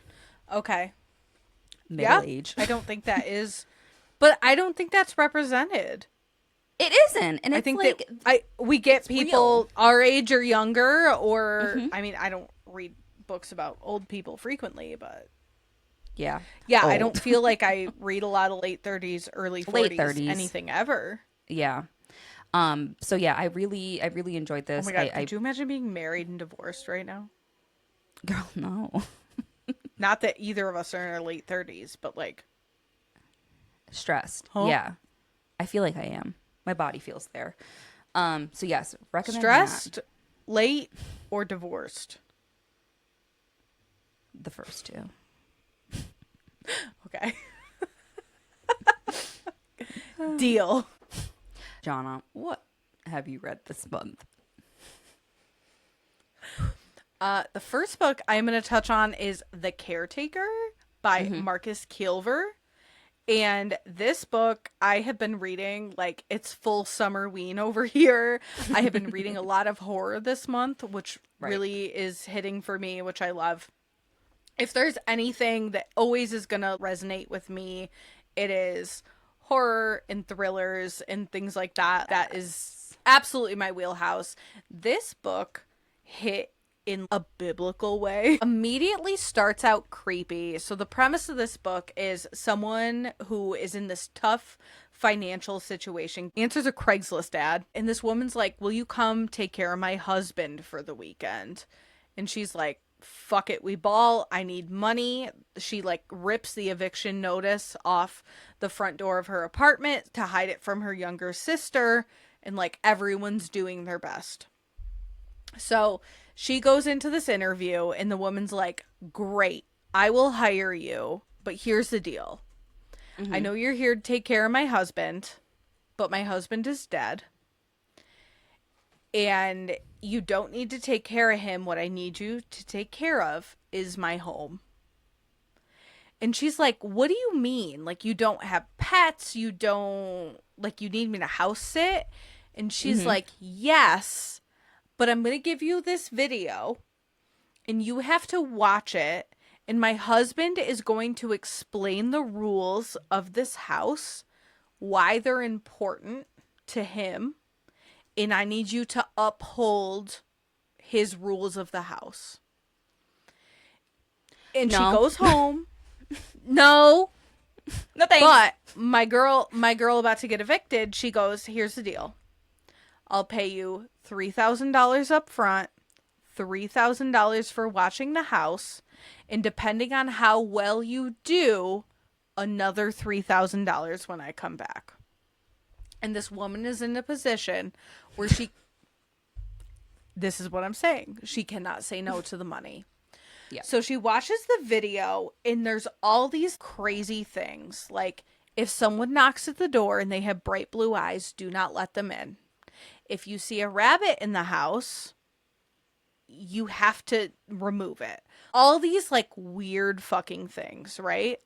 And the whole time, the woman, the wife of the house, keeps saying he had these superstitions, but you don't need to worry about them. Just like do what he does, because now I'm superstitious, but none of this is real. And he's like, all night, all the lights have to stay off. If they turn on, turn them back off. There's lights on auto timers. Like, if you see someone on the property, do not let them out of the property in your sight. Like, there's all these weird fucking things. And this goes so fucking awry, as you can imagine. And it was so creepy because the main character is such an anti-hero. Like, she's doing her best, but she's fucking up. And she, you know, is getting evicted. And she has this weird dynamic with her sister. And she's not being honest with her sister. And, like, all these things. This was so in your head, but at the same time, so what is going on? Does she need to be worried or doesn't she? I'm nervous. I am worried. I need a good thriller. This just touched me. I'm about to... Literally, yes, I'm please. Working. The Caretaker. The Caretaker. Very good. This is going to come up again in book news, so, like, buckle in, because it's going to come up in the worst way, unfortunately. Not in an AI way, don't get me twisted. Okay, I was going to say. But in the other worst way, in the adaptation worst way. You're going to laugh out loud when I tell you what the adaptation is. But, yes, this absolutely hit. This is by the same author that wrote We Used to Live Here. So it has a very similar unresolved ending, I will say. But this gagged me. This hit. This, I hadn't read a thriller that enthralled me in this way in a hot minute. So I loved it. Okay. I'm in. That sounded so good. Hit me with your next one. Next one I have is a book that I've highlighted before, but I have to raise her up again. Last Night Was Killer by Mary Pauline Lowry. This was an arc for me. The cover got me. It's like that perfect purple neon lettering. She's dragging a man by his legs, and it is me too. Chef's kiss. Oh, and she's in Pleasers, which is also hilarious. So this is about Tilly Turner. She just lost her mother. She's grieving. Tilly. She needs a distraction, so she signs up for a pole dancing class. It is found family. It is whodunit. They go out after the first class, and she's, you know, hitting it in the town with all of her new pals. She wakes up and there is a dead body in the trunk of her car, and she does not remember what happened. So this could happen to any woman. Literally. And like what actually happens, like it all gets unraveled. It's like a whodunit. It's a found family. The supporting characters in this book are doing some serious heavy lifting, and I think it is why I love found family, because everyone is important in some way, and you don't have to really do a lot of complex writing to deliver that. Lev A.C. Rosen does that for me, and I think this is another great example of that. And yeah, I have nothing bad to say. It was funny. The dialogue went crazy. The dialogue was another wonderful part of this book, and it was paced perfectly. I love a book like this because you are going to get somewhere and you are going to have a satisfying finish, and you can just ride along with it. And it was hilarious, like I said. So that is my condensed version of why that was a top pick for me this month. I think when you talked about this, I put this immediately like on my TBR. I might have put a hold on it. I was like, I have to get in here. This seems so silly, goofy, so bonkers, but it's like so out. But it hits how we want a book to hit. Yeah, big time. And yeah, like writing in a genuine way, real feelings, like how you would be reacting in this moment. Like we all like to be, I like to say I would be, you know, prepared to make the best decisions, but she's like stumbling through so many parts of her life, and all of that plays into this. Yeah. And again, character growth. A fellow Found stumbler. Family, same. Yes. So yeah, I related to this. What is your next read, my lady? It is Nothing Tastes as Good by Luke Dumas. If I said that wrong, Luke, come on the pod and tell me otherwise. Yep. This book was incredible. Still thinking about it. Talked about it again at book club. It is. I look through this through a very specific lens of someone who has been like bigger than average my whole life and the whole thing. So that's very specific. It is very poignant. The premise of this book is a man who has been large his whole life. He gets let into this drug trial for a drug that is like guaranteed to change his life. And it's very of the times. It's very Ozempic. It's very take the shot. You don't have to do the work. Do the thing. Lose the weight. That is the energy of this drug. Miracle. So yes, a miracle drug. And do not think that I am like fat phobic by saying that or anything. Do not get my words twisted. He is billed a miracle drug. Eat all you want, lose the weight still kind of thing. And he has also blogged about his weight his entire life. He had a shitty stepdad that very much comes into play.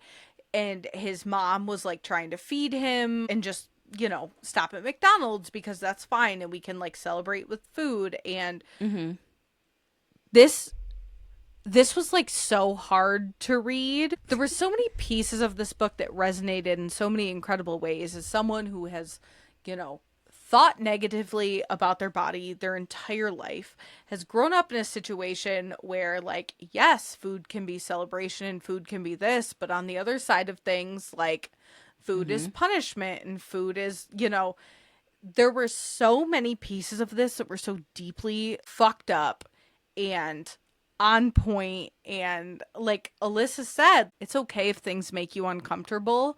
This book is going to make you uncomfortable if you have ever in your life struggled with weight. Deeply uncomfortable. This is body horror. And it turns into actual body horror. But sometimes body horror is someone talking about the reality you've lived for 30 years of your life. Yikes. Yikes. And it's I think my review said the substance for people with fat trauma. Because it is very the substance, this miracle drug, this thing that's going to heal you, save you, X, Y, and Z. But there's more. I retched reading this book. There's so many pieces of this puzzle, but this is a thriller. This is dark. This is close to home. There's so many layers to this book. I am obviously deeply passionate about it, but I highly recommend the read if you can sit through the uncomfortability and then the eventual body horror of this book, because holy shit. I don't think I've ever read anything like this. It reminded me very much of The Substance, to the point where I was like, I want to look at the timeline of these. Can I do Allysa? I'm gonna start calling. Yeah? This is the Allysa. The Allysa, our queen. This reminds me of Natural Beauty by Ling Ling Huan, and she does body horror in a way that turned my ass. And I think she's recently released something else. Immaculate Conception. Nope. Yep, Immaculate Conception. Both. I haven't read this one, but I've heard good things about both. Rocked my shit. What's next for you? My last book is Pounded by Produce by GM Ferry. This, I didn't know how to approach this because I think the last time I spoke about it, I was just wrapping up with it. You hadn't finished it. And we need to talk. I actually enjoyed this. So the premise of this book, which Johnna has brought up before, it's legitimately would you call it a novel? It's a novel, yes. It's a romance novel about two priests that get cursed into being a tomato and cucumber every time they're aroused. Until they can be honest with themselves. Until they can open their hearts to each other and the possibilities that maybe another future exists. And that is at the core of this, the story at hand. Now, I'm going to say this. Everything else is fucking bonkers. There's the FMC in this too. She rolls in. She has like a fucking tortured past. She gets a kitchen job in this parish. She meets both these priests. They're like not the priests you think they are. They're swearing. They're kikiing. They're flirting with her. Like the premise of this and each other at the same time. Crazy. There are a lot of elements that I understand, not my experience because I did not grow up in religion, but there are Veggie Tale. This is a callback to Veggie Tales from what I can understand. Tomato and a cucumber. Tomato and a cucumber. Sexual things happened with the produce. Like this is actually, it is what you think it is, but also not at all. It's not at all. It's not at all. And when you said that, I said, okay, like maybe she's just like not elaborating for the sake of like letting me enjoy this media how I will. This book is objectively sad for a while. It is, because we cannot come to terms with who we My like 5-hour smut novella about getting fucked by a cucumber and a tomato is objectively sad. And that sounds crazy until you read this media. It is true.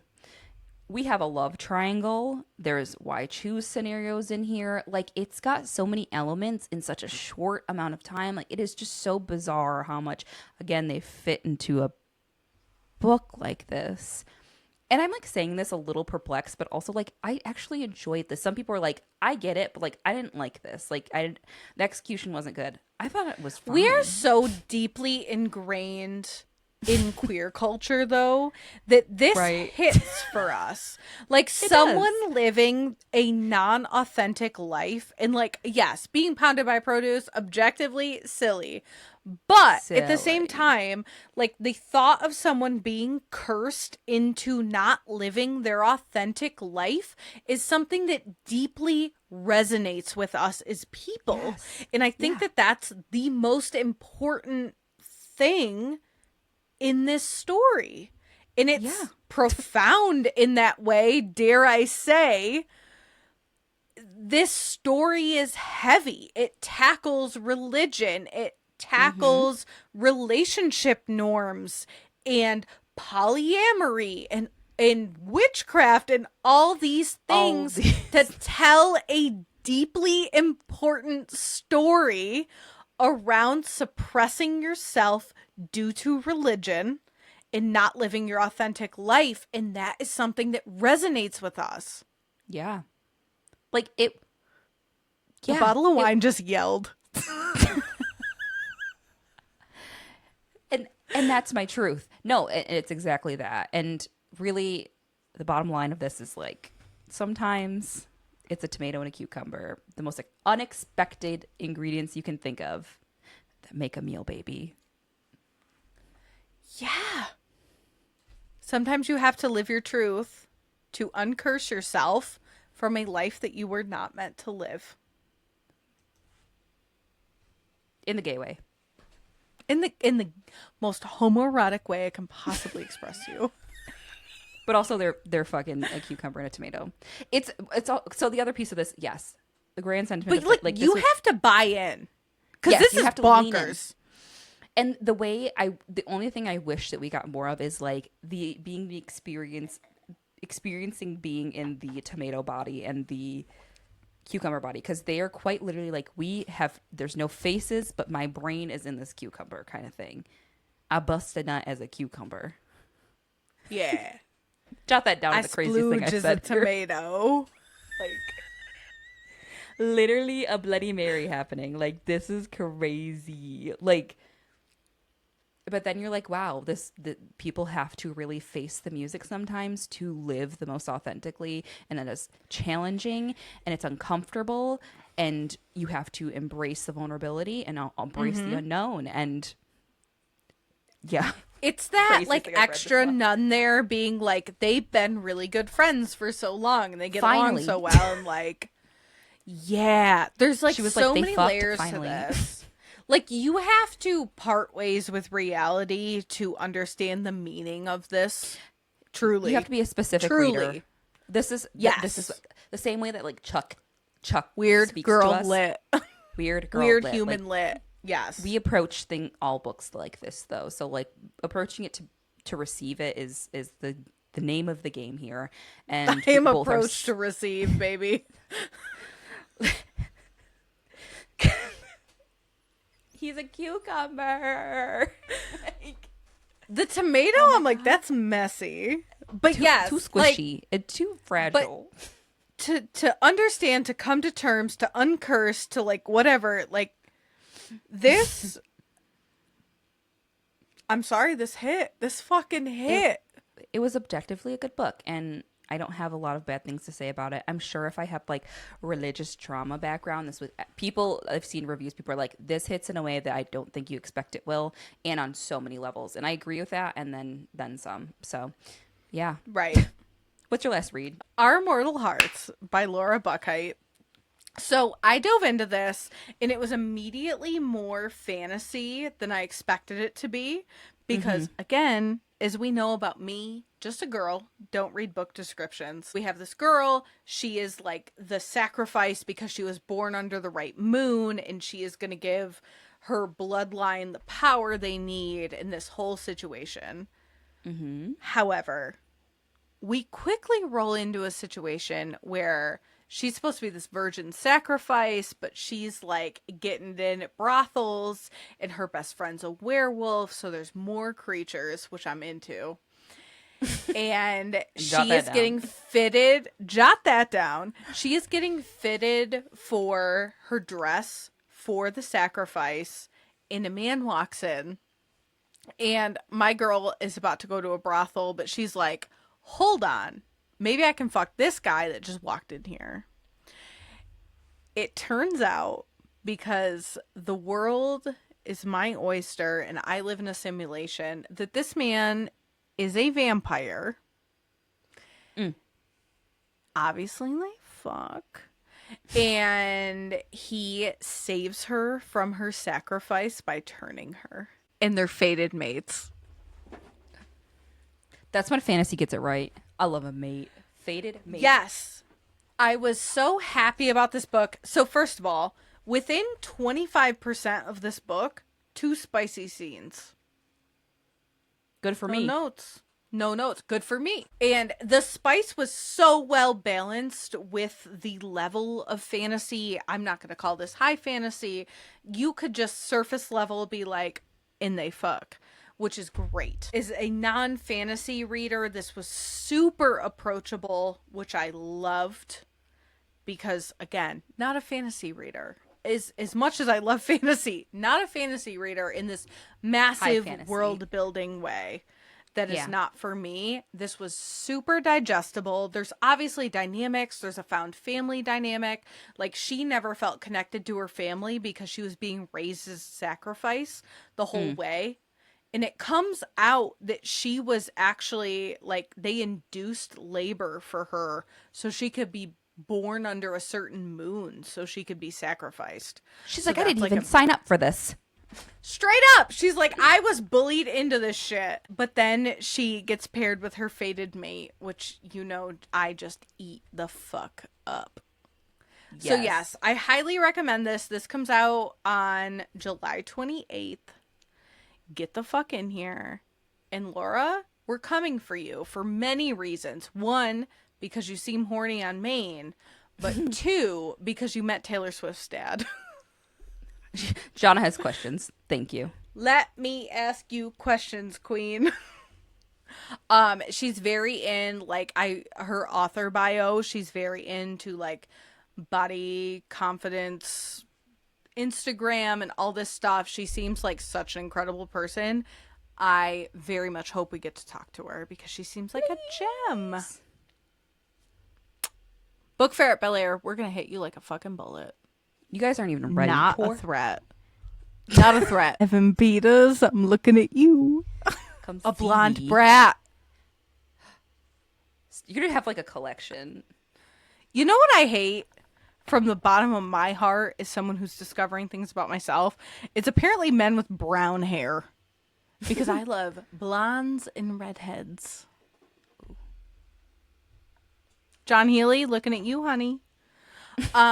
Where are you at in your reading goal for the year? Tell me. 64.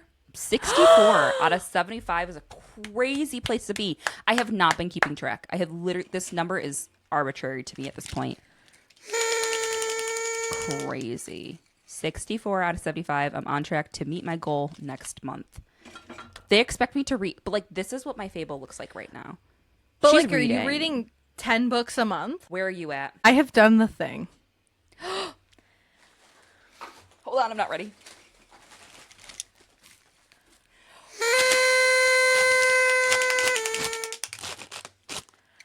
I am at 85 out of 75 books.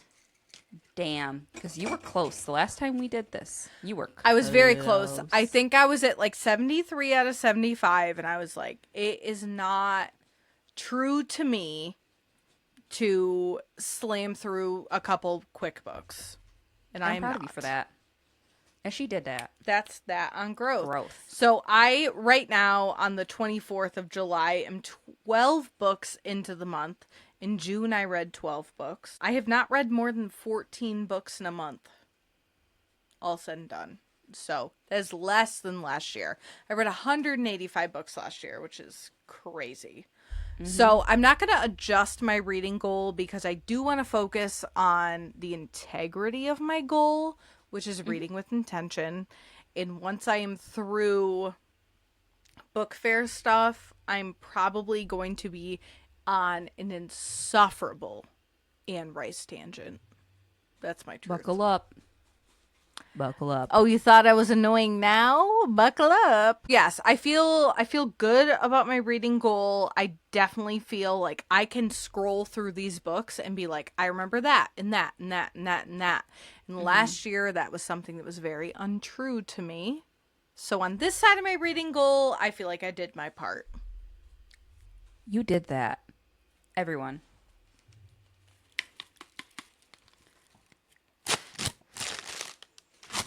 I wish my make. You gave I me brought some. her horns that make noise. That was so loud. It's 10:30 in my house. Everyone's sleeping. What is your upcoming TBR for August? So I have some stuff that I actually looked at my Libby this time. So things on the docket: Hungerstone by Kat Dunn, because what? It is the book club read, and your bitch I is billed coming. you is to attending. I will be there. So yes, the bitch is back. I'll be reading that to discuss with the book club baddies because I'll be visiting home. The next book I just started today is This a Cry for Help by Emily Austen. Emily Austen can do no wrong in my book, so I am diving right in. It's about a woman who has a mental breakdown. She's a librarian. There's so many layers to this. I'm already in. The next book is Puck by Samantha Allen. I will have it in like 2 weeks, or even probably a little less than that. I think I love me some Samantha Allen. Last thing I'm going to read is a romance that I saw when we were doing our bookstore tour. It is The Pot Shop by Laura Piper Lee. The cover goes crazy. The premise is silly. There's a cannabis element. Everything I need. I'm good. As a fellow pothead. As a consumer. As a consumer myself, yes, I do love me some flowers. So yeah, I love everything about this book. The cover is really it's one of those. It's like, well, I saw that, and now I need to. And the pot shot. Are you kidding me? Crazy. What are you gonna read this next month, other than Anne Rice? Incredible. I am also, so I will talk about Anne Rice, but I am also going to read Hungerstone by Kat Dunn. It is the book club pick. It is my pick to book club from a member who already read it. Queer vampire story about a woman who is exhausted by her marriage and meets a mysterious woman that only comes out at night. And if that my kind of lady, if that ain't my fucking dream, it's to just continue Johnna. on with the vampirism. I am going to reread The Vampire Lestat because my hold came up on Libby, which means that I can read the actual audiobook and not the shot YouTube version of it. So I'm very excited. And then, because we got this beautiful announcement today of the new season, Queen of the Damned. I've said it once, I've said it twice, I've said it 50 fucking times. Queen of the Damned picks up directly after the Vampire Lestat in a way where you are treading water and they are like overlapping in the same time with backdrop instead of forward progression, which I'm very into. So I'm going to get into both of these. There is a book that finally came up for me on Libby called There Is No Anti-Memetics Division by Quantum. And this is about this do you know anything about this? No. This is about an invisible, like almost alien that feeds upon human memory. So people are working in this division and trying to combat something that is stealing their memories so they cannot remember what they're fighting and they cannot see it. And Severance. It is erasing. Yes. So this is billed as like people who love Severance, people who love whatever. So this is billed as that, which I love. And it's very like, how do you combat something that you cannot see to fight? But how do you not repeat human history if you can't remember what happened? So I'm very excited. This is very like sci-fi horror. I've had a hold on this for a hot minute, so I'm really excited. The next thing I have is Burn the Negative by Josh Winning, which was recommended to us by Allysa. She recommended a couple books by him, so I'm just gonna dive headfirst in these. I don't know what this book is about. God bless.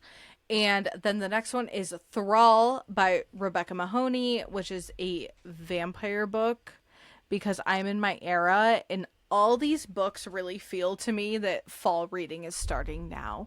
It's happening. Yeah, I feel similarly. I'm not ready for fall, but I'm ready for the picks, you know? Yes, exactly. I'm ready there. I'm ready in a reading space because we have been fed this spring and summer. So I'm like, let's just fucking go. Let's go. I feel very much so the same. So like I said, I'm going to be getting in my TBR for Halloween, spooky season, come September. You bitches won't even know. You're not even ready. You're not ready. Yes, baby. Okay. That's getting spooky. Spooky. Guys, now that we're through our reading goals, the TBR for the pod currently is non-existent. We are coming up on a month of interviews for y'all.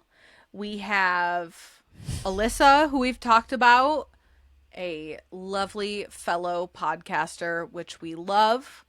We have an interview from Celine Ong coming up. We are so excited to talk to her. We cannot believe that we got her on the pod. Johnna's about to be so a crazy gagged. version of herself. You thought I was annoying about Lestat? You want to hear me talk about wrestling? You ain't ready, baby. I'm going to be in the podcast version of a cuck chair for a lot of that conversation, and it's okay with me because I'm excited to see these two freaks freak out. Like, it's gonna be insane. After that, we are gonna drop our Bookfair at Bel Air content, which is also gonna be interviews. We have lots of author interviews coming up that we're so excited about because the ethos of this podcast is talking about books, and what better way to showcase that than talking to the people that wrote them. And we are so excited. That speaks to us. That is such genuine content, is to collaborate, create community, and talk about fucking books, baby. Guys, well said. This is a bitch with a whole bottle of rosé in her. And that was eloquent. I'm on fire. All right, we gotta do this. Book news. Book news. Book news. It's happening. You pulled good ones. I did. I'm going to drop in for the first one, which is a trailer for Other Mommy has dropped. And it is scaring the shit out of people because for some reason they're airing it before the Odyssey. Poop shitted. Which kills me. It is spooky. Have you seen this? Unsettling. Oh, yeah. I'm in there. You know, like, I dabble in horror. I don't, like, dive in. I know. You know? I know. So this movie, Other Mommy, is a book adaptation of Incidents Around the House by Josh Mellerman. And This book was so deeply unsettling, and I think it's because it's from the point of view of a child, and the other mommy, which again, very Coraline, continuously says, "Can I come inside your heart?" And she's just trying to sink into this fucking child. But also, I read this at least a year ago, if not more. There is a scene, so everyone's like, the bathroom scene. There is a very specific scene where all the adults are having a party and other mommy reveals herself. And I think there is something in the presentation of adults that is so much scarier. No, thank you. And Jessica If you want to Chastain doing this, bitch. Yes. Yeah. Yes. The casting, Yeah. I'm excited to see this. I hope Lucy wants to see it so we can all go see it.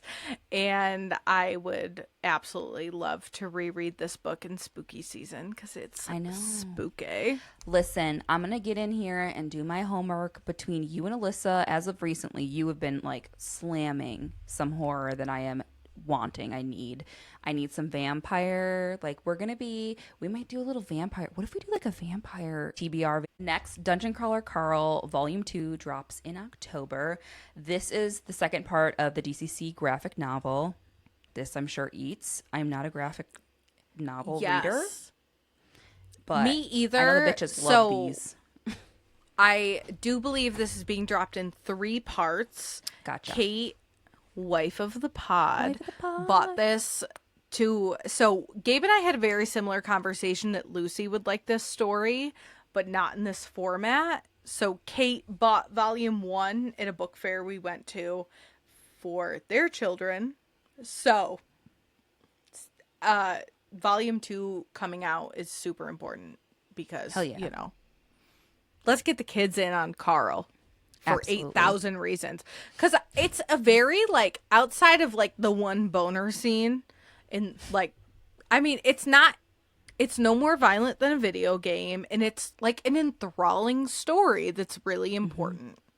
Yeah. Carl's a book boyfriend at me. The next thing I have in book news is Instagram has unveiled a feature that allows currently reading to be posted on your profile. Yes.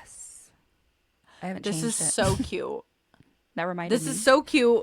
I saw that you put it on the Lit and Loud, which is lovely. I haven't updated my app yet, so I don't know yet. It's very cute. You can just edit the banner, and I think there's so many things you can list. What I'm watching, what I'm reading. There's a million things. Yeah, you can how put here. fun.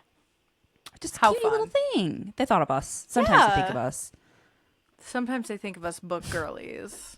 Right. And next we have Emily Henry's Great Big Beautiful Life. This is getting a movie adaptation. Are we surprised?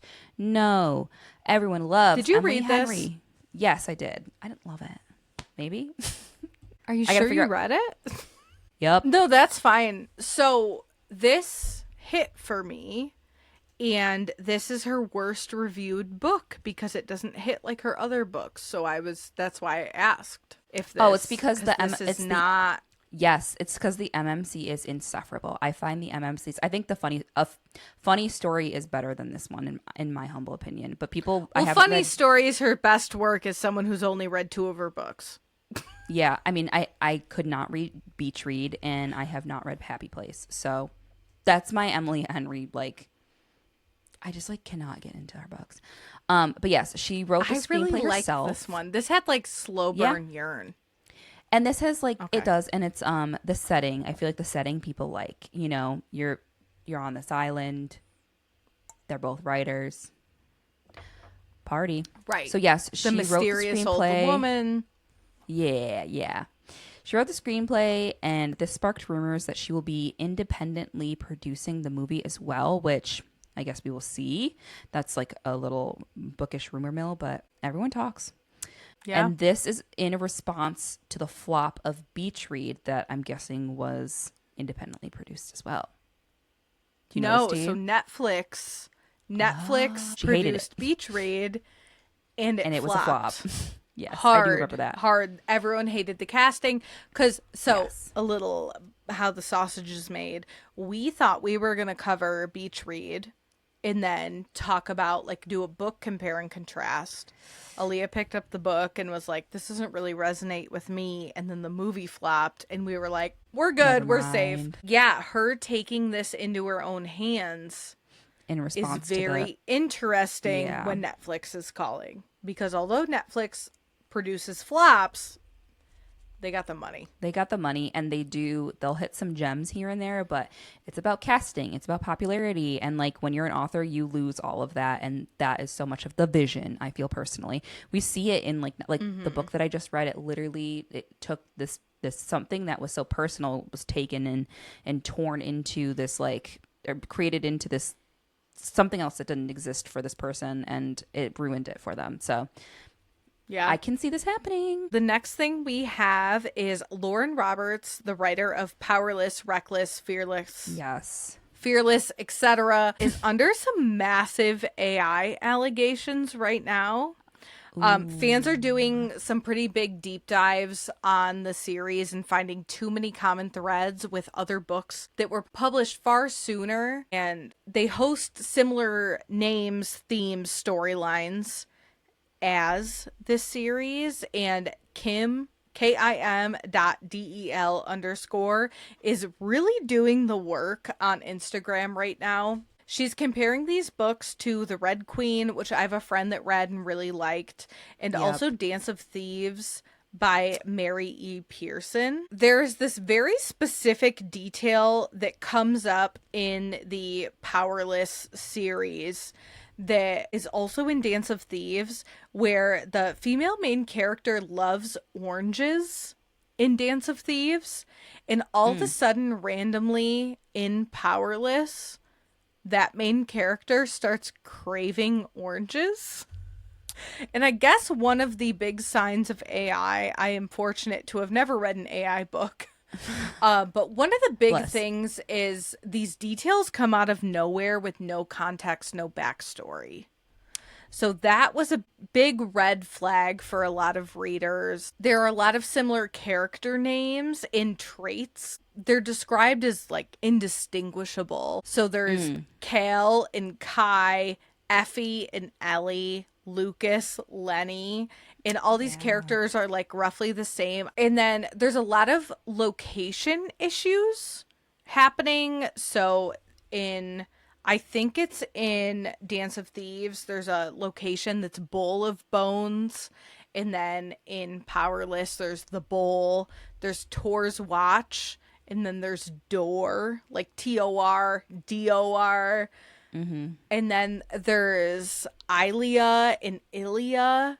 Like, these are so close that if someone separated from it, I'm like, maybe. Suspicious. And I've never read any of the books involved. But the real kicker here is that Lauren Roberts has posted AI art of her characters, and she has also tweeted about using AI to lengthen her sentences. So it is not a massive stretch to think that she used AI to write these books. The AI was available when she was releasing these, and I don't want to disparage a young woman, but she was 17 drafting these books. Yeah. And like shit being dug the fuck up, I'm sure there are probably authors that are like, not saying that people sweating. Yeah, but this is a sticky ground to be in. Yeah, we'll see how that unfolds, I guess. What's next? Love Theoretically is being adapted for the screen. Another adaptation of a beloved book. It's being produced by Colleen Hoover, though, which is... Does that feel crazy? That feels fucking crazy. She's like, I've done mine. Let's do yours. Like... Yeah. And also, like, I feel like Allie Hazelwood would have a better... better decision making, but you know what? Sis, I guess. I don't know. It was picked up by Amazon and MGM, so obviously lots of money behind it, but I didn't read this, but did you have any big feelings about this book? Did you read it? I figured you did. I have not read this, I really dove into Not in Love and Deep End, which is not typical of their writing, but I also really like their novellas. And I do believe that Love, theoretically, is a full-length novel that Allie wrote, but it's in that like gray space for me where it's like, I want your weird shit that you don't typically write or your novellas, but not like nothing this in between stuff. And I do love Allie's commitment, because we talk so much on romance being laughed about, and Allie always makes sure to make space for women, intelligent women, women in STEM. She writes such strong female characters. Right. That I would read this. I just haven't made it there yet. Next up in book news, Haunting Adeline by H.D. Carlton is officially getting adapted into a movie. And I have not read this. You have not read this. Whitney, you have not read this because Mom, you cannot find the audio. Oh, yes, that's right. But this novel is one of the most divisive and popular books in the dark romance genre. And it contains, allegedly, haven't read it, extremely heavy themes, including stalking, abduction, human trafficking, and sexual violence. This is one of those ones with trigger warnings out the wazoo, which is never gonna get the divas down. Do not get me wrong. Do not get it twisted. Listen, I have not read this, but I'm very curious as to how something like this is how we feel about Lights Out getting an adaptation. That's exactly how what came does up. it That's what came up. How does it get accurately depicted without into a movie separate from the thing? This is like, I could never see losers on my screen because it is very precious, and I do not want a visual version of this. It's perfect in my fucking mind. It was written for me. So they're like, and they're never going to do the sex right, and the sex informs the story, because smut is not just smut, because how they're fucking informs the relationship, and that's super important. Exactly. And I feel like so yeah, I don't know. That's the same feeling I have about Lights Out. I obviously don't have as much buy-in into this because I haven't read it, but I know a lot of people do. And the dark romance erotica girlies are waiting with bated breath. Big one coming. This happened mid-recording yesterday. Jeff Hayes has been officially announced as the voice of Princess Donut for the upcoming TV show. I'm so like former child actor herself. Guys, it's happening. This is so big. This is huge. This is huge for the bitches who listen to the book. And I feel like there was a lot of... And no one else, apparently. Listen, that's the crazy thread we sent to each other. Remember 3 hours ago when we were talking about that? Someone had a very nasty take about the Jeff Hayes being Princess Donut. But, like, if you know anything about... They DCC, were like, let him be the AI. And it was like, he's wrong with Donut. He's Donut, so chill. But yeah, this is huge. This is right. This is how it was meant to be. Jeff embodies all that Donut is, and anyone that has read the series or listened to the series knows that. And you know how much heart he has put into creating the world behind DCC. So we are all so happy. Next in book news, Jonathan Bailey has been cast as Dracula, and Audible has announced that they are doing a full cast reading of the classic Bram Stoker novel. Jonathan Bailey is a crazy call here, and I'm in. Like I said, I'm like, he's either going to be like far too sexy for me to handle or like do it real bad, and I feel like it leans in the sexy direction. So life is painless when you're brainless. Digging that dude's head around in his crotch. Stop making eye contact with me. So like yes, come to me, Jonathan Bailey. And also in this cast is Amy Lou Wood, which is crazy, and Maggie Gyllenhaal. Like, the whole cast feels like beautiful, a crazy voices. Pull. Like, the voices. Usually when Audible pulls names, they do not pull big names for full cast readings. So this feels extravagant. It does. I'm like, that's that freaking Audible money flexing, which is so annoying. You get two sides of the coin. You get a Jeff Hayes, you know, this is probably going to eat. Also, a generational talent. What, you never told me your thoughts on that version of Dracula that you watched on your spooky ookie night. Didn't it tickle you? I told you the yearning in that fucking horny. Wait, but why was Dracula so fucking ugly? That's like the gag. He's so ugly that it's kind of hot. Was it? I For looked me, at him in yeah. every scene. Okay, the yearning. Enough. Unreal. Enough. Him finding her across lifetimes, With the you perfume. know, that is the specific shit I am into. And but it's so well also done. the kookiness of the dancing sequence, like that spoke over the to centuries. me Yes. in a way that was built for me.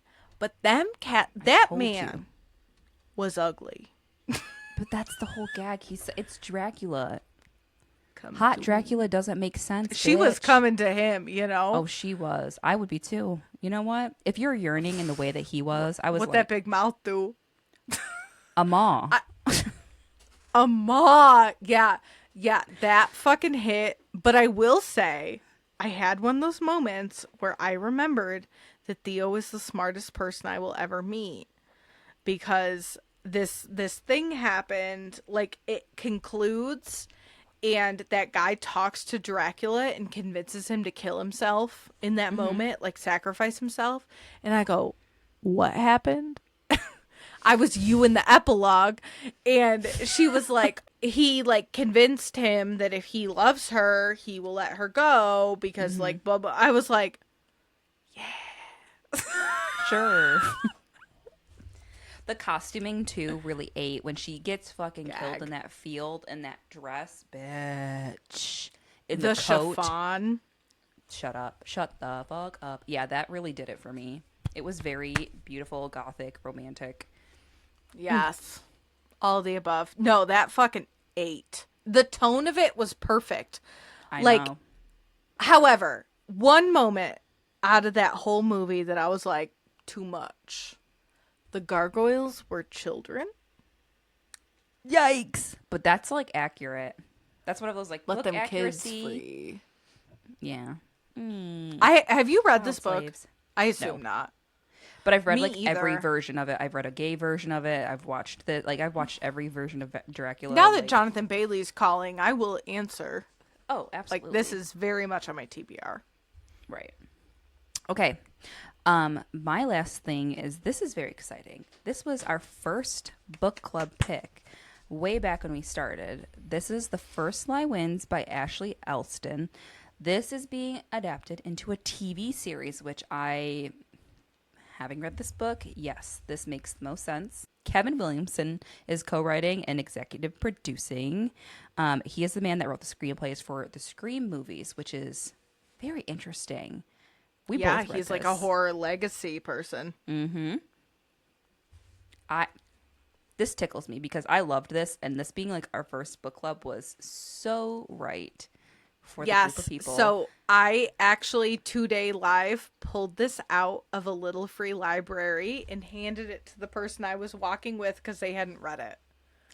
Goody. I went, have you read this? And they went, no. And I went, here you go. Read it. You're gonna. Yes. Love, love, love. I know that she's recently released another book too, so I want to get into that. But Oh, I didn't know that. I will be watching. It's I will be exciting. watching. Yes. All right, what do you got? I'm coming at you with the worst book news of all. The Caretaker by Marcus Keilver is getting adapted into a movie, which originally I was very excited about.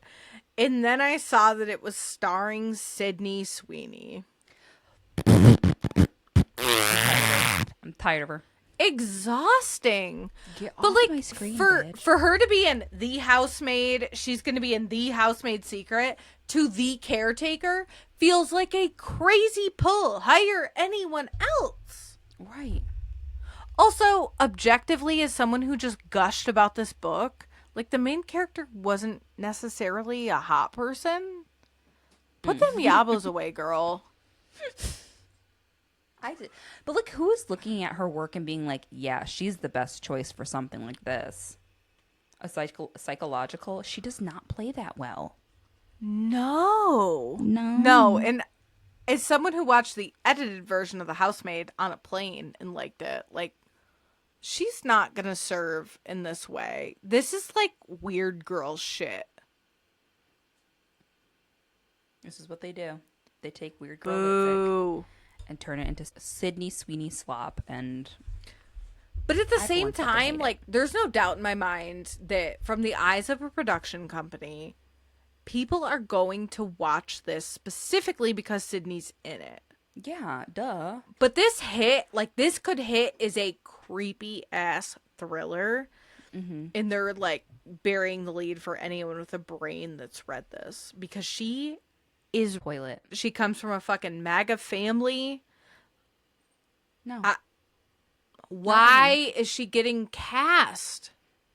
It's the pull. It's not. She's gonna pull.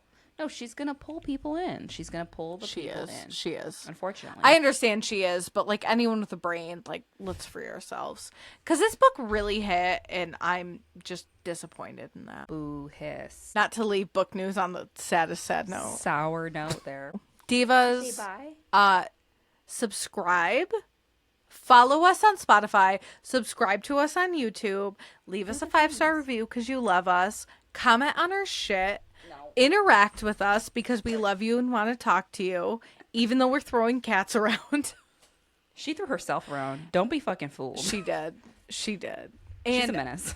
we will not only see you at the library, but if you Bookfair want to see the Bel Divas Air. in person, Come pull meet up to the us. book fair at Bel Air, August parasocial. 8th at the APGFCU Arena. Did I pull that out? You did. You turned it out. We'll see you at the Former library. child actor. We will see you at the library. Friday night recordings are banned.